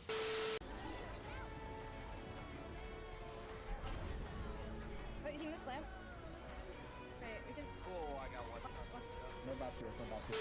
I'm tilted in the TDM. It's over, guys. It's over. Join the party. Do I have to? Yeah, I gotta go in the DM. Go. There's 4 peeking me. Okay. Alright, once it queues, I'll go. We have a lot of gamers on campus. Why, oh why, do we not have a gaming center on campus? Oh, come on! Yeah, I know!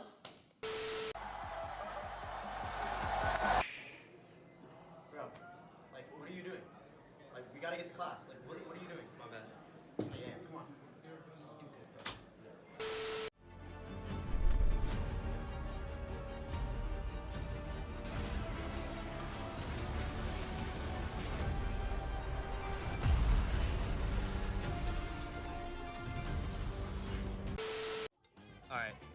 Alright, okay, yeah. Clear the palette. Yeah. Red Bull. We're a club that we're a club that's you know, our goal is to encompass a competitive gaming scene. They requested you.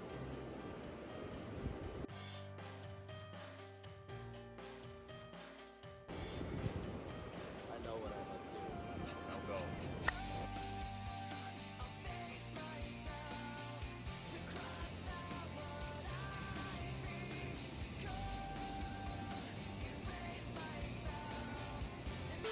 And they don't really have a... Oh, huge shatter! And the lamp will come out, but the backline will not die as Kai a little bit overextending, but does find the pin on a bowl of dog.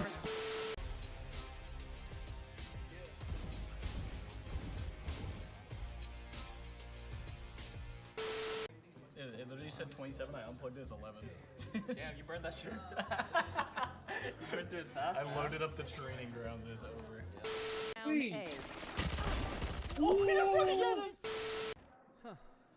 my games look like.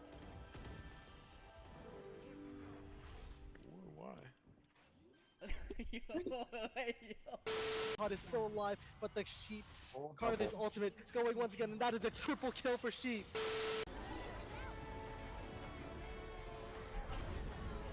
Wait, he missed lamp. Wait, we can. Oh, I got one. No back here, no back here. I'm tilted in the TDM. It's over, guys. It's over. Join the party. Do I have to? Yeah, I gotta go in the DM. Go. There's 4 peeking me. Okay. Alright, once it queues, I'll go. We have a lot of gamers on campus. Why, oh why, do we not have a gaming center on campus? Oh, come on! Yeah, I know!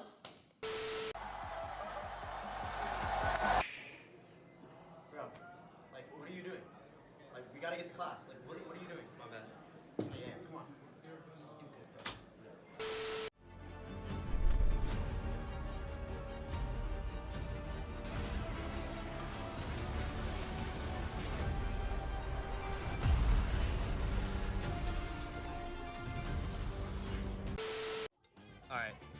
Alright, okay, yeah. Clear the palette. Yeah. Red Bull. We're a club that we're a club that's you know, our goal is to encompass a competitive gaming scene. They requested you.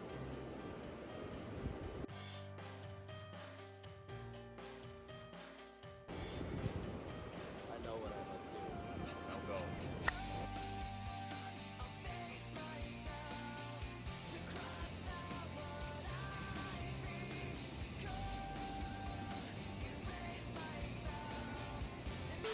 And they don't really have a...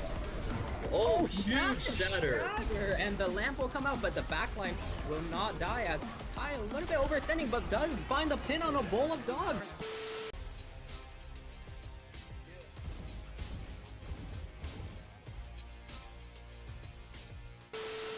It literally said 27. I unplugged it as 11. Damn, you burned that shit. You burned through it fast. I loaded up the training grounds. It's over. Oh, what my games look like.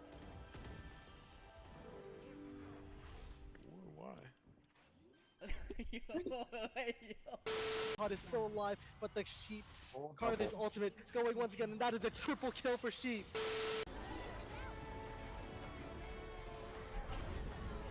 Wait, he missed lamp.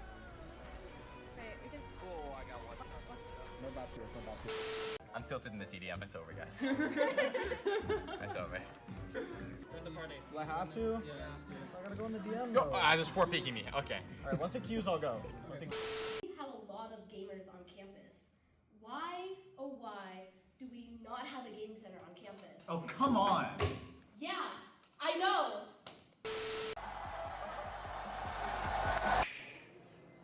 Bro, like, what are you doing? Like, we gotta get to class. Like, what are you doing? My bad. Yeah, come on. Stupid, bro.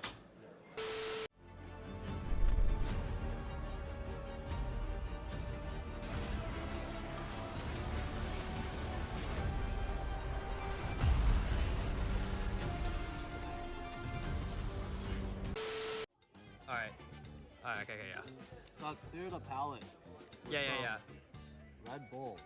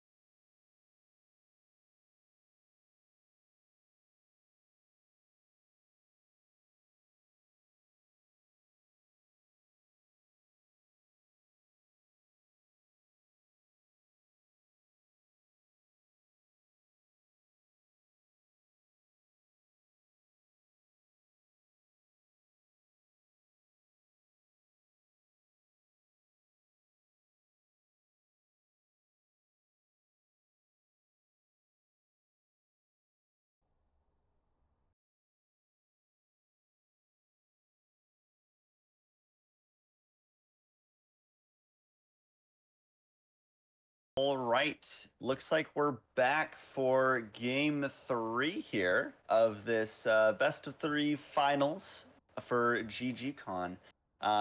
If you weren't here for game 2, it was a very, very long, drawn-out battle between these two teams, but notably, the win was picked up this time by Team Low Elo. So they were able to tie the series. It is now 1-1, and this is the deciding game. They'll decide who gets the prize from our sponsor and who gets the bragging rights of the ultimate champions. So we're already into draft here. What do you think looking at this compared to games 1 and 2, Duo? I mean, Cold Lamb already learned for like the band Smolder, so that's fun. And then like Timo Elo, we do seem to be going for the J4 bot then again.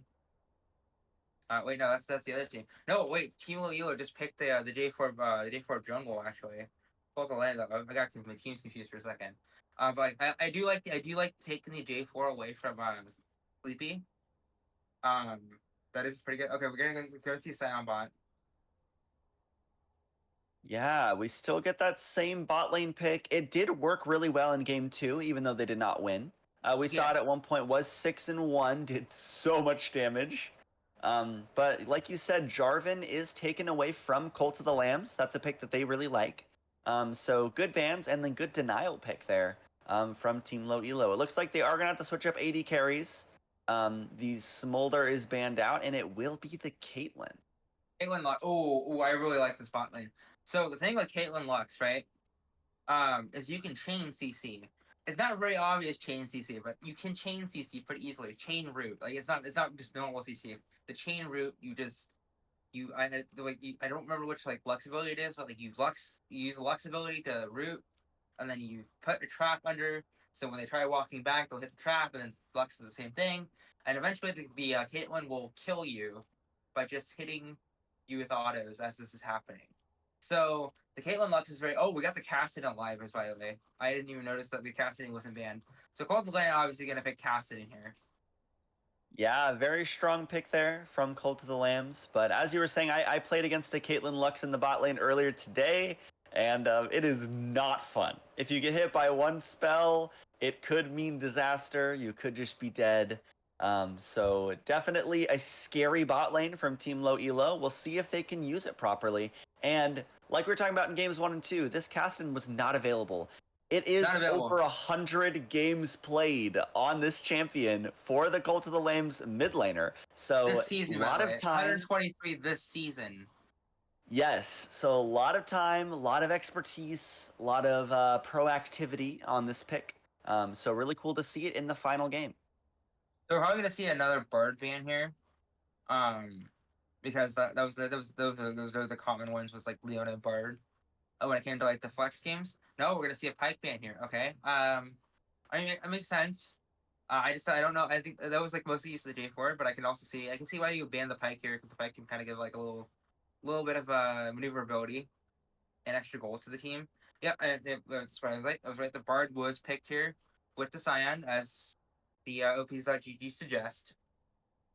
Yeah, and actually, I really like the Bard pickup here. That ultimate, the stasis that Bard has, is really good against those immobile champions. Caitlyn has like a little bit of a dash, but it's not that far, and Lux has no dashes. So if we ever find these two carries flashless, Bard can use the Tempered Fate, can put them in stasis, and can burst them as soon as they come out. And actually, we see the same thing with the Hui here. Also immobile and can be punished by a good Bard.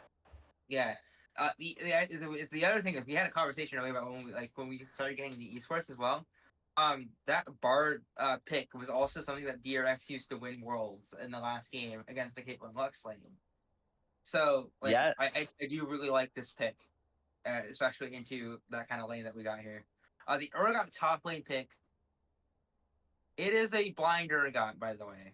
They have not picked their top laner yet. We're basing this off like the previous 2 games.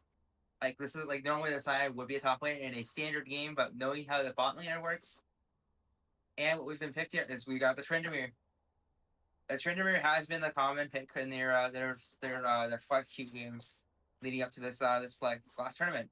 I think Cult of Lamb has basically drafted Exodia for what they've practiced. Yeah, they got a lot of comfort champions here. They got a lot of exactly what they want to play. They do get the Echo for a third straight game. Oh, actually, I'm seeing in the chat here that it's supposed to be an Ornn as the last pick, not a Tryndamere.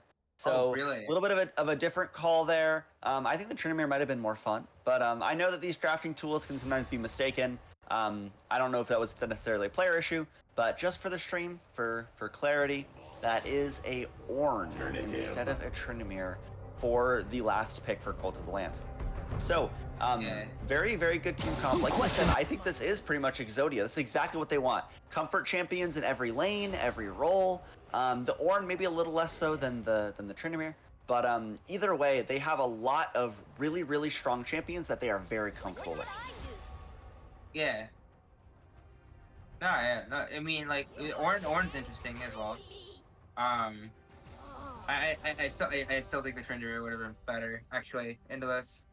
You already got like the tank bot lane. You got like a lot of scaling. I think Tryndamere like survives like a lane swap that the Caitlyn Lux might want to do.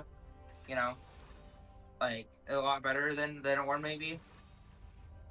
It still works. Like you got double tank. You got a really high scaling Cassidy. If Cassidy gets ahead, like this GG. And then the Bard, like you said earlier, can counter the Caitlyn Lux bot lane. So it is an Ornn. So yeah. Yeah, the Ornn is picked up here. I think that Urgot will have kind of the advantage there, at least for a little while in the matchup. But I do think that. Sorry, the Scion was drafted. Like this is a weird. Like I'm not liking this. Well, yeah. Yeah. So yeah, that makes sense. Sorry. No, you're good. I do think that the Scion is kind of a risky pick here. Kind of switching to talk about that.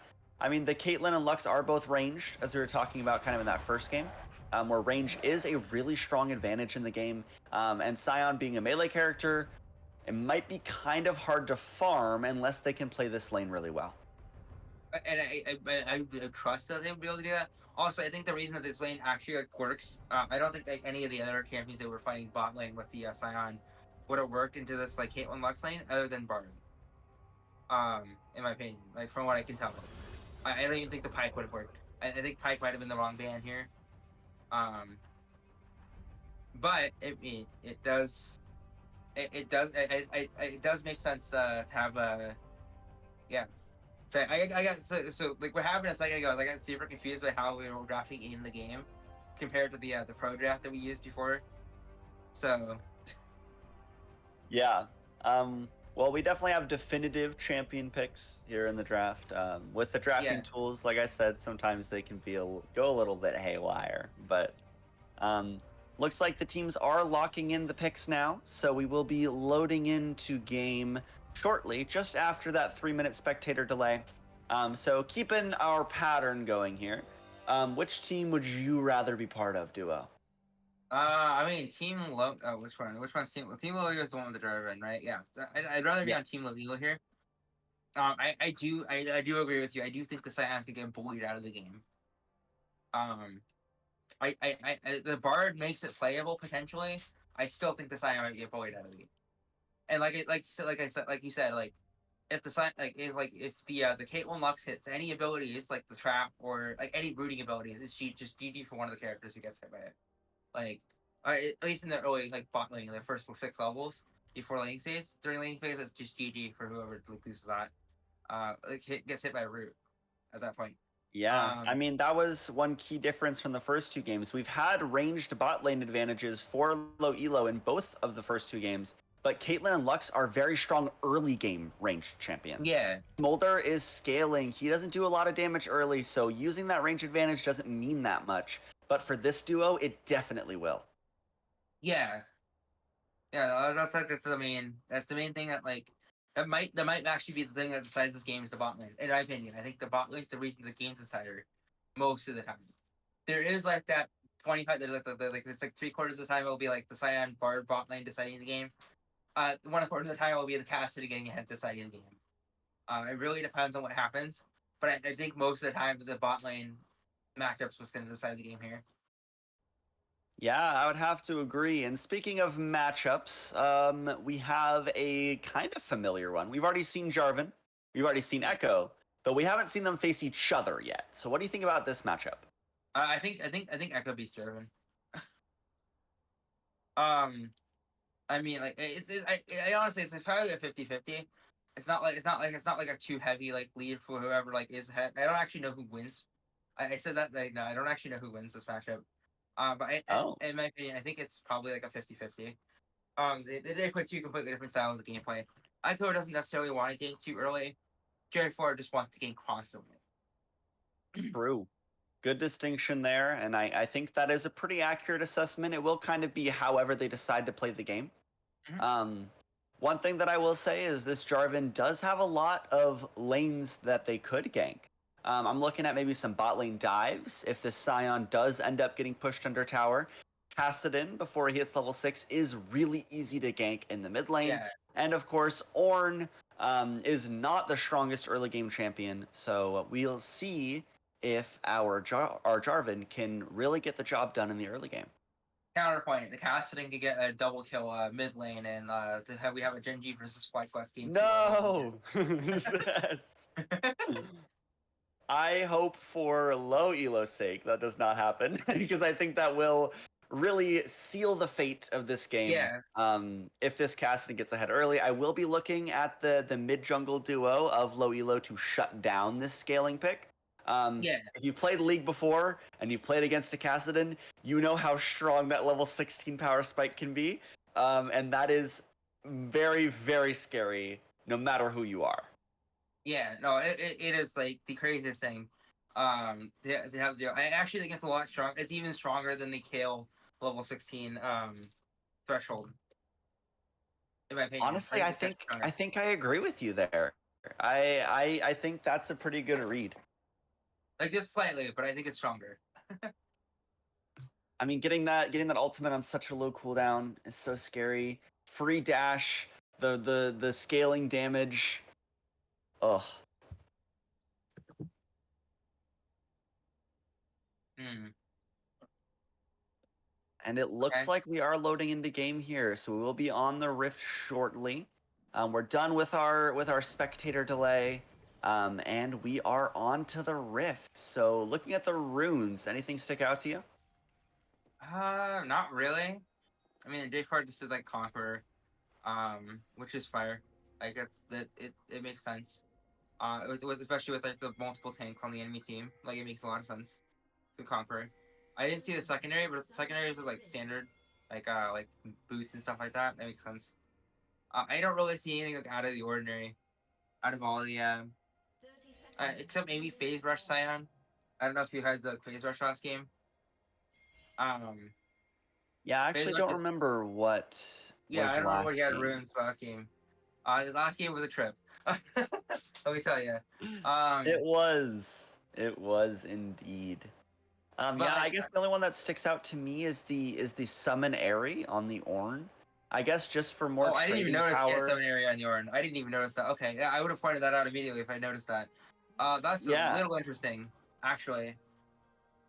I guess just a little more trading power. You know, using an ability on yourself will give you the shield. So maybe it's just like wants a little bit more protection, wants a little more damage in lane. It makes sense. It makes sense Also, against Urgot, actually, why do you say that? because Urgot is like he's like a mid, like between level 6. Like he can bully you a lot.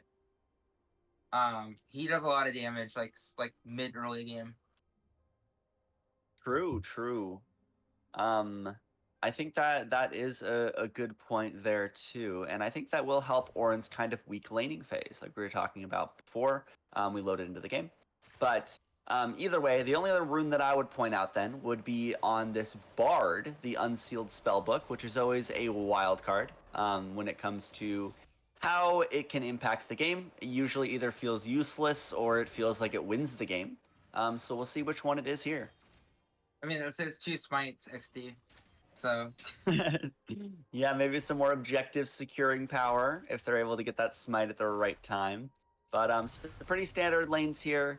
It looks like the prio is going over to low elo in all 3 lanes actually. So they are able to to use these matchups to their advantage and take early control before this first dragon spawn. Yep. I mean, yeah. Another thing to note, actually, the Echo took Moss down for the last game, which for like extra protection. The Echo does not need that this game, so they took the forgot the name of it, the blue one. That gives move speed when you were going to bushes and kill Yes. things, obviously. So Really good mobility tool there for the Echo. yeah. I also just noticed that every single member of Cult of the Lamb has a Dorn shield to start. Yeah, everyone who can buy a unique item has the Doran shield to start. I mean, it makes sense. They're all kind of playing into aggressive laners. They want a little bit more health for the lane phase. But it is kind of funny. They are clearly coordinated. Yeah. Okay, so Urgot's got like a little bit. I mean, Urgot's got like a lot of traded stuff going on. Oh, we got a fight bot lane going on, almost. Yeah, it looks like both junglers ended up down here. They want to skirmish as they actually will get the Decimating Smash into the stun onto this Jarvan. So that is the first blood over to the bot lane of the Cult of the Lambs. And that is a double kill with the Lux going down as well. Great first gank, and actually the opposite of what we thought there. That is an early gank going in the favor of Echo, not the Jarvan. Yeah, so one of the things I have noticed about this Echo, I didn't like think to mention it, but like this Echo is like really the person playing Echo is extremely aggressive. When it comes to it's actually, as you're talking about that, they are diving here, the flash from out of the turret, and that already is the feat of warfare over to Cult of the Lambs. That is 3 kills in 4 minutes. Insane. They end up killing the jungle and both bot laners of low elo. Yeah. And we got like the farm too, and then J4 is coming in. Although the Ornn might be a little overextended here. Now out of resources and slow, does have the flash available, probably will try to flash for the flag and drag, comes back out, going to the tower, does flash it, but his flash response from low elo, really well played mechanically by the Jarvan, but still not quite enough damage to take down this tank in the top lane. Yeah, that flash Q was like way better than what I would have done there. I don't play Jarvan because I actually suck at the flash Q. Flash Q into the flag. I have actually never attempted it, I don't think, but it takes a lot. I know that it can be pretty challenging. So well played there by low elo. Definitely not a low elo play to make that mechanic happen. So I see what you did there. Well done by them. Yeah.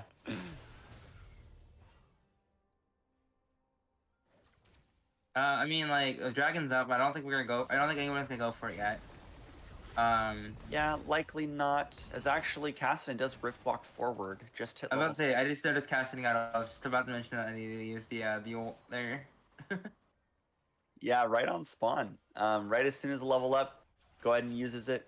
The gold lead is about 1,000 here at 6 minutes, which actually is quite a lot considering it's early in the game. It's all on Scion though, probably.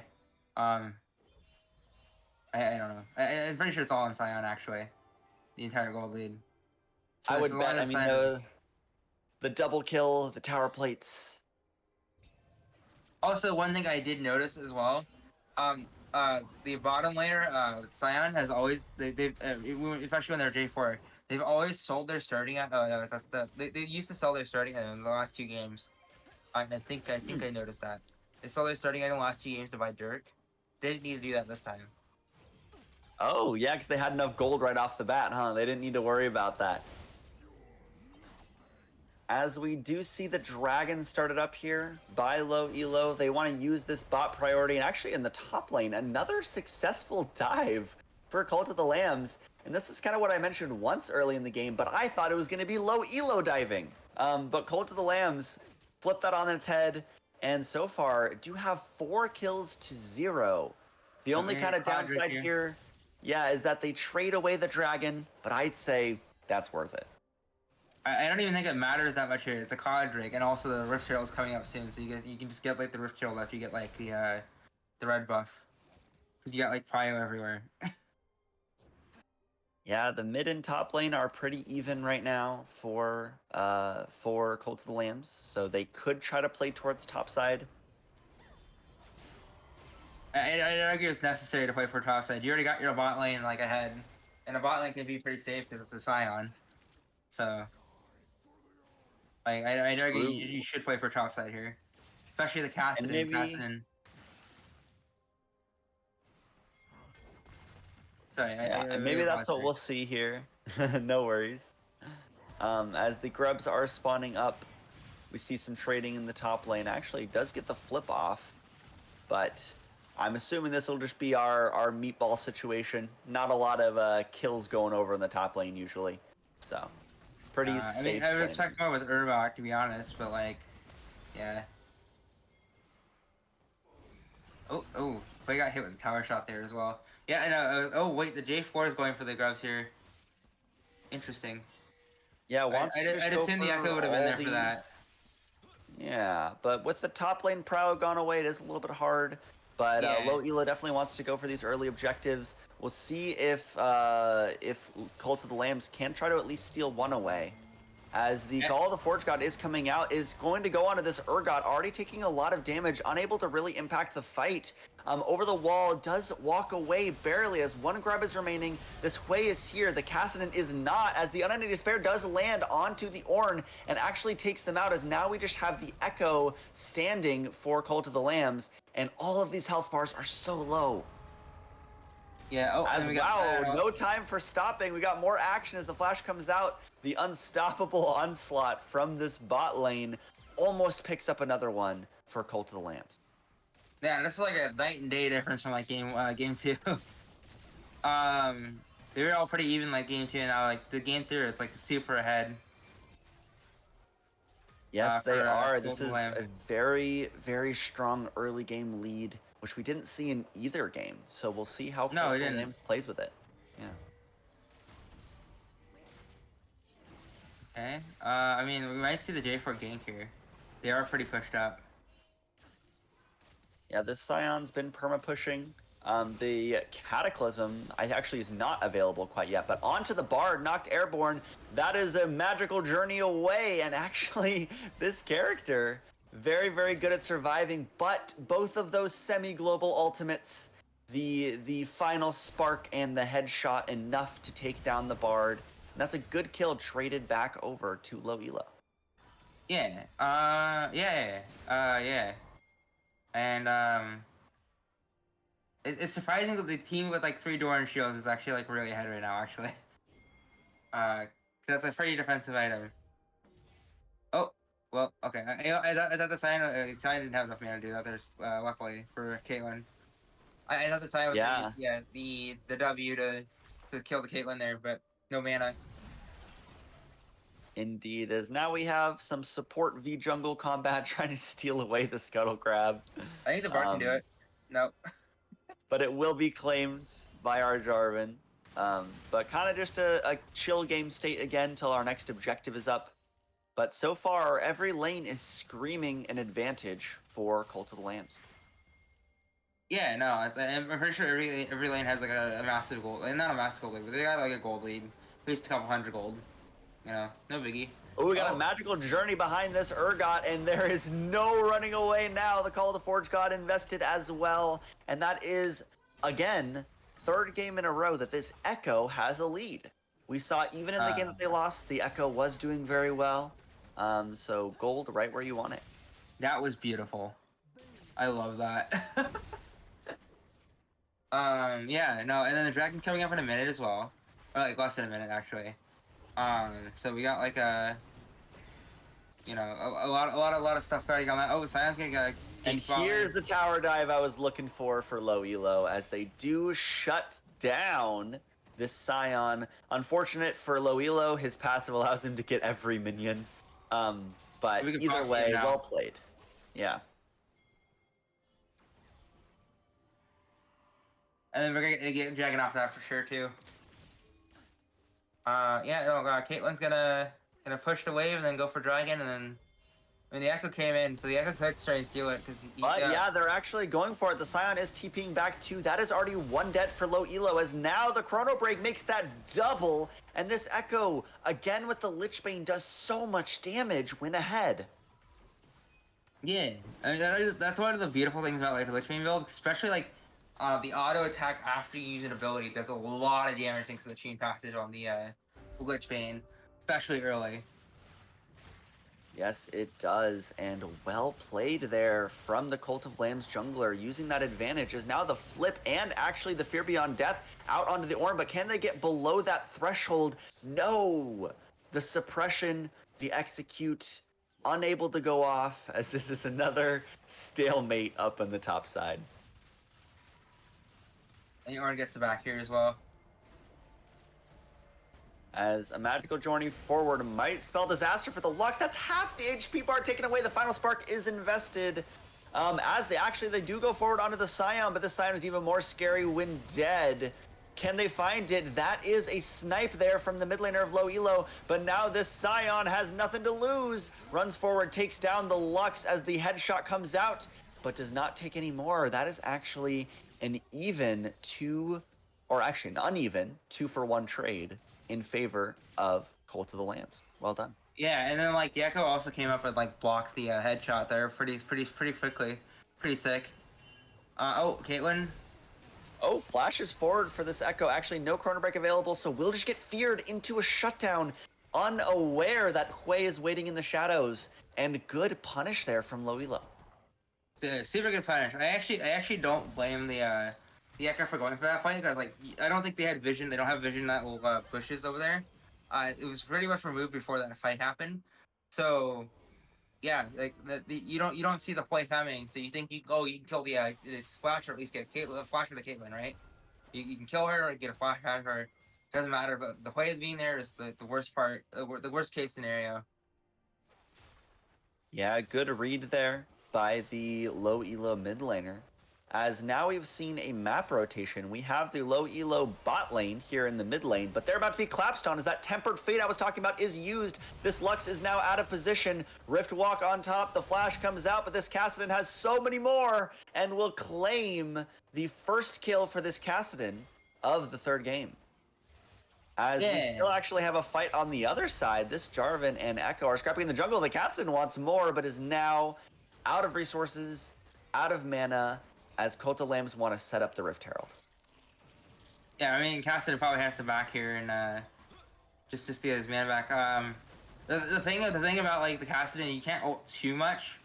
After like 2 or 3 ults, the actual mana cost of the ultimate becomes actually impossible to cast. So and like if you cast it, like it's not like it's like literally impossible, but like the cast becomes like extremely difficult to use other abilities after casting it. Yes, as actually they're trying to collapse onto the Urgot here. The Call of Forge God comes out right onto it. Another good punish on the top side. No tower to keep this Urgot safe, so they are going to start right back up on that Rift Herald. Yeah, they're pretty much gonna get it.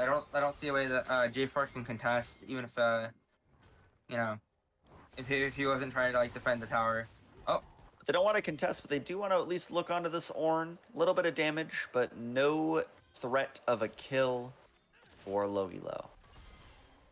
Yeah, I mean, yeah, you just gotta keep the wave off of it. That's the easy way to get the wave off of it. Like just distract the Ornn while the Lux clears the wave. Maybe I would have liked to see an attempt at the Lux ultimate objective steal, but sadly, the final spark not used. You know, at least it's like a Hail Mary, I think. Yeah, I mean, it's also like it's I think it's a longer cooldown, earlier as well. Like, so it might not be worth it to use it until like maybe, like level 11.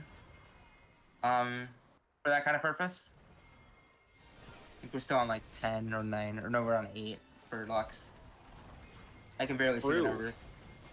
So. True. I mean, I think the cooldown's not even that long, you know, when the level's that It's not like super long, but it's a lot longer. Cataclysm is invested. Jarvan just kind of trapped himself up inside the Death Realm with this Ornn actually does go down, but will find the same fate for the Ornn. As the suppression comes out, this Bard is down too. That's actually an advantage for low elo. They did find a pretty good fight, but look back at the mid lane. This is where the Echo is taking the tower. They are splitting it with this Rift Herald, and they want even more.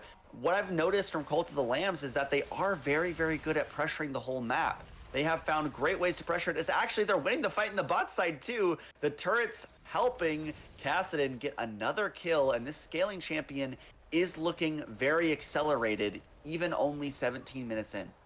I'd argue we're just swapping with the wallets at this point. I hate to say it like this earlier, but we're swapping with the wallets at this point. Yeah, they have a pretty good gold lead. They have pretty good item advantage. Looking great. Yeah, and we're gonna see like the Mountain Drake get taken here, potentially. After like a Riscuttle probably. Riscuttle gets a lot of vision. He did hit the dragon.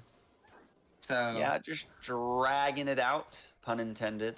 But I'm assuming we'll see them actually start it up to take it here soon.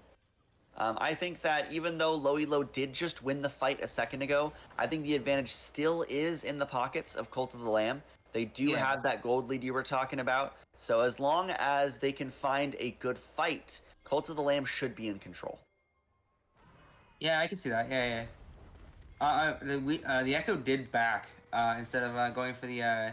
It's actually Jarvan's already caught out here right before the objective does actually flash over the wall, but Ornn's waiting there either way. The kill picked up by the Scion. Maybe just a little bit of a botched engage there. I'm not sure quite what happened. But actually, low elo now finding an incredible fight. They got the chain CC we talked about earlier. The Unending Despair has that AoE explosion that burns, ticks down, and takes down 2 of the Cult of the Lamb members. That is the top and support gone. I don't think they can take this dragon anymore. They cannot. They just got caught in a 12 point, and then Caitlyn and Lux did the thing where they root and they root and they root and they root and everyone dies. and the great thing about the great thing about Caitlyn is she has 3 traps. She can drop 3 traps and they hit multiple people, and now the Lux can ult like. Exactly, precisely. As both teams, similar to game 2 now, do have a dragon each. But I think this next one will kind of make sure that sole threat is on the table. Yeah. I mean, Mountain Soul as well is also incredibly useful this game, especially for Cult of the Lamb. Especially for Cult of the Lamb, like Cult of the Lamb having with the Scion and the Ornn, having Mountain Soul just like makes them extremely hard to kill. Absolutely, that extra durability will be very valuable, as now both the Dragon and the Otacon available on the map here. Yeah. I mean, yeah, we gotta see like a pass and flank angle as well. Potentially. No, okay. We're just gonna start driving. I think it makes sense. Yep, start up the objective, make them bring the fight to you when you're this ahead. And that's what we see Cult of the Lamb's doing here. As Kassadin does have the flank angle like you were talking about, could get right on back carries. The Call of Forge God comes out. This Kassadin's walking the long way as Scion's also coming around the other side. Can this front line last long enough? Cataclysm comes down. This Jarvan is being pushed off as now the back line of low elo is under threat. The Unending Despair comes out, but no one on Cult of the Lambs is dead quite yet. Same with the final spark, but so far it is just 1 dead for low elo. And this is another winning fight for Cult of the Lambs. And you probably get Dragon off that. I mean, you're going to get a lot of value off the towering. Ooh, trying to TP back down to this fight now. Actually does make it, so now numbers advantage for low elo. They are able to push off the objective. Very smart play by the low elo top laner. They were able to use that TP advantage correctly, bait the summoner spell out of the Ornn, and then show up for the objective themselves. Yeah, I don't know, it was an incredibly smart TP play for sure. I mean, and then like the wave up top lane is like way too far away for like Ornn to really put pressure on anything right now too.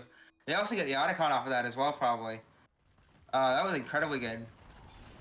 Yeah, they are making some really smart plays here. I think it's very obvious why these are our 2 teams in the finals.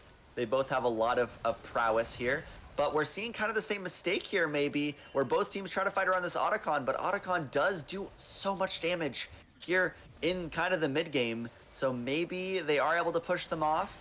Maybe finish the Otacon for themselves as the Echo does hop in. The ultimate is available for that safety. Root comes out, but not too much damage quite yet. The Ensemble Onslaught onto the backline does so much damage. It's already 2 carries gone from low elo. This Kassadin is popping off with the ultimate stacking. Does fall, but not before taking down the jungler with him. And this Urgot will walk away, lower HP, but does survive as this Bard, it's Hourglass bait. The Scion flashes the flip and will take out the Urgot. Mind games there from the Cult of the Lambs support player. That's one of the funniest interactions too, because I think Caitlyn's ult actually on cooldown right now, because of the Bard doing that, the Zhonya's. That's like that's one of the crazier interactions in the game. Yes, it is. And good thing to point out, too, because that is a very strong ability that is now on cooldown because of this Hourglass from the Bard. So, well done. Yeah, and then, I mean, we got, all lanes are pushing now, too. Decimating Smash from out of vision. This is going to be so devastating. Oh, that Caitlyn just showed up to the lane and now is already so low, has to reset. The Scion does way too much damage, like, right now. Agreed. One thing okay, never mind. I was gonna say that I looked at the icon for this Sunfire Cave, and I thought it was Shadow Flame for a second. And I'm like, why did they run by Shadow Flame? I was gonna point it out, and I'm like, wait, no, that's Sunfire. That would be definitely a little strange. Yeah. As both teams setting up maybe for the Otacon fight here. They want another team fight, and despite Cult of the Lamb's leads, these team fights are pretty close. Yeah, I should also point out that the Urgot has bought Hullbreaker, second item, so we are gonna see the split pushing split pushing Urgot. The entire Neither game. top laner has TP right now, but actually that's already the flash coming out from the Hui as well as the ultimate. So this mage will be a lot less useful as the Echo actually bursts down before they can get the Chrono Break off, but does take down the support with him. So now it's still an even fight, 3v3, but that is a support for jungler trade in the favor of low elo. So they might be able to look for this objective, look for the fight. We'll see if it continues here. Maybe Yeah, not. I mean, it could, because the Urgot was coming as well.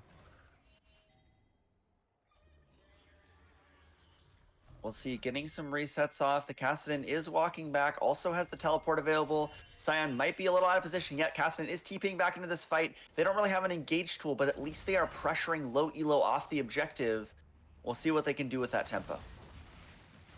Urgot's, nope. Oh, the Call of the Forge God comes out. It looks like they want to engage us a little bit off synergy with that Tempered Fate, though, as the Caitlyn is saved from that CC. Can this Kassadin do enough work before the front line is dead? Does hop in. The Cataclysm holds him in place as the Ornn's already down, but the Scion and Kassadin are doing a lot of damage, but it's not enough. Low elo barely survives this fight, as now the Echo, just a little bit late, might be able to get some work done. We'll see. They're pretty fantastic, like, working around timers here as well. Like, the Echo was, I think, didn't the Echo, if I remember correctly, the Echo died a little bit sooner, so, like, a little bit, like, 30 seconds ago. So the Echo just came back. Trying to zone the Echo away from the objective, but now the HP bars are getting pretty low. The Bard comes in, but just dies. The Thornbound Otacon is claimed by the Jarvan, so they do get that advantage there, but now the life after death for the Scion veered away. And actually, no one from low elo dies, and they get the objective. And the tower. And then Urgot gets to do the Hullbreaker split push as well on the bot side. Yeah, very, very strong state. And this is kind of similar to what we saw in the other games. One team has a lead, then the other team fights back. And that's exactly what we've seen with low elo. They are fighting back right now. They are not going down slowly. We'll see the Echo is stunned up here. Has to flash away, actually. Does not have the ultimate available. And gets grabbed by the Fear Beyond Death. And that is a solo kill on the enemy jungler by this top lane. So very well done, and now no chance to contest this objective for his steal, but actually more ultimates invested here. The Urgot is now low on resources as the Ornn and the 3-man Tempered Fate holds low elo back as our front line of Cult of the Lambs does make it out. Yeah, and then and then we're gonna have like a but the thing right now is like none of the laser push, so like now Call of the Lamb can get some stuff going. Okay, no, never mind. They're backing off from the wave. Yeah, a little bit unclear what they're trying to do here, or what they maybe can do here. There's not much you can do at this moment because Baron's up, but like yeah, there's not much you can do until like you can get some prio somewhere. That is what's so hard about these team comps that Cult of the Lamb is playing. They don't really have a lot of ways to play in the neutral game. But if they can get on top of you, that's really where they're scary. So that's kind of what they're trying to do in these team fights. And so far, it's actually been working against them and kind of towards low elo. Yeah, because I think low elo has just a better team fight comp. So they're just playing straight team fights. It's just like even when the Urgot's like doing this split push thing, like they still just win team fights usually. Very, very true, as a couple key cooldowns were used there before this fight started. The Scion not having the ultimate, but actually looking for this mid tower here, which they will have to concede. But looks like just some lane pressure in mid and top for low elo. Yeah. Yeah, like I said, we do have the Baron up soon. I mean, it's already up, but like we have the Baron up, so we can look for his dynamite. Oh, Urgot's gonna be ticked. Yeah, actually, they did find the pick they were looking for Cult of the Lambs, as the teleport is just a little bit late from the mid laner. They found the numbers disadvantaged fight, but actually this Ornn tries to overcommit a little bit too hard. Temper Fate comes out onto 2. That is a good stall in the team fight, but they don't have the cast in here with them. Teleport available, but now just used, as maybe they thought the fight was winning enough. This Scion in the Ghoul passive is doing a lot of damage. Chrono Break keeps the Echo alive. That is a lot of damage mitigated with the ultimate, as now it is looking disastrous for low elo in this choke point. They can't get out, and now wait, back and forth a little bit here as the flag does take it. But that was probably the best team fight we'd seen from Cult of the Lambs in a little while. They played that very, very well. Extremely well. It's also like that's also like the first time in a long time I've seen the flag kill somebody. Yes. I actually forgot the flag does damage. Like it does a little bit, and unfortunately for the Bard, a little bit is all it took. Yeah. Yeah. No, we got I mean, Dragon's Soul's coming up soon, potentially. Probably like 2 minutes. If I remember correctly, I didn't actually check the time of the last kill. I'm guessing. Yeah, that third dragon was picked up for low elo earlier. So if they can get that Mountain Soul, that will make it even harder for Cult of a Lamb to find those good team fights. Yeah, one thing I do like as well, there's a lot of vision control for Cult of the Lamb. They have a lot of vision in the jungle. Like Lux just had to like clear some of the old the wards that were in their jungle on the top side, but like, there's still like a lot of wards in the bot side jungle as well. So like they have like a lot of information around with the vision they got. Unfortunately, the vision's in the wrong spot for them to know where the Lux and stuff is. Yeah, I mean, vision is so important if you're trying to play kind of this harder to execute team comp like Cult of the Lambs is doing. But so far, they're playing around it pretty well as they actually see an angle. They want to look here, the ultimate invested, but we have the Urgot on the other side of the map. They actually get right onto the enemy AD carry. The Caitlyn is down before this fight even really starts. The enemy spare is only used onto the front line. Can they get enough damage? Yes, they can. The Echo, first fight in a while, not one shot, does Chrono Break back, and that is 4 out of 5 members of low elo dead, and they could just push for the end. They have a wave. Yeah, they have to push for the end. Yeah, no, this might actually be over. I mean, the Urgot could potentially do something, but it's gonna be like a little hard to do it with like 4 people there. And then the Ornn taking the wave, so they can't like. Oh, the unstoppable onslaught comes through. The flip does work, but this Urgot, it might only take down one with him if he's able to take one at all. Actually does take down the Scion, but the life after death will make them not long for this world. And actually, the Urgot cleared the wave. This game's still going. Yeah, there's just no way, because everyone else is coming up now, too. And they can just get Hextech Drake. I mean, not Drake, Mountain Drake, not Hextech. You get Mountain Drake, and then, you know, for free, essentially, here. So everyone's just coming up, they're not going to make it in time. They'll bring it a little bit closer to Soul Point for themselves, if they can take it fast enough. Yeah, it looks like they'll be able to, before anyone is able to get there and try to put a stop to it. But those are the type of fights that Cult of the Lamb needs. Like I was talking about, if they get right onto the enemy carries, they one-shot him before the fight really starts, that is kind of their key to victory. Yeah. Yeah, no, that's the only way, yeah, it's kind of like the main way that this comp works anyways. And then now the casting is extremely fed, so like, I think we're at the point where this game might be over. The casting is at 16. Yeah, that also powerful power spike for this character, and just about a 5,000 gold lead here for Cult of the Lambs.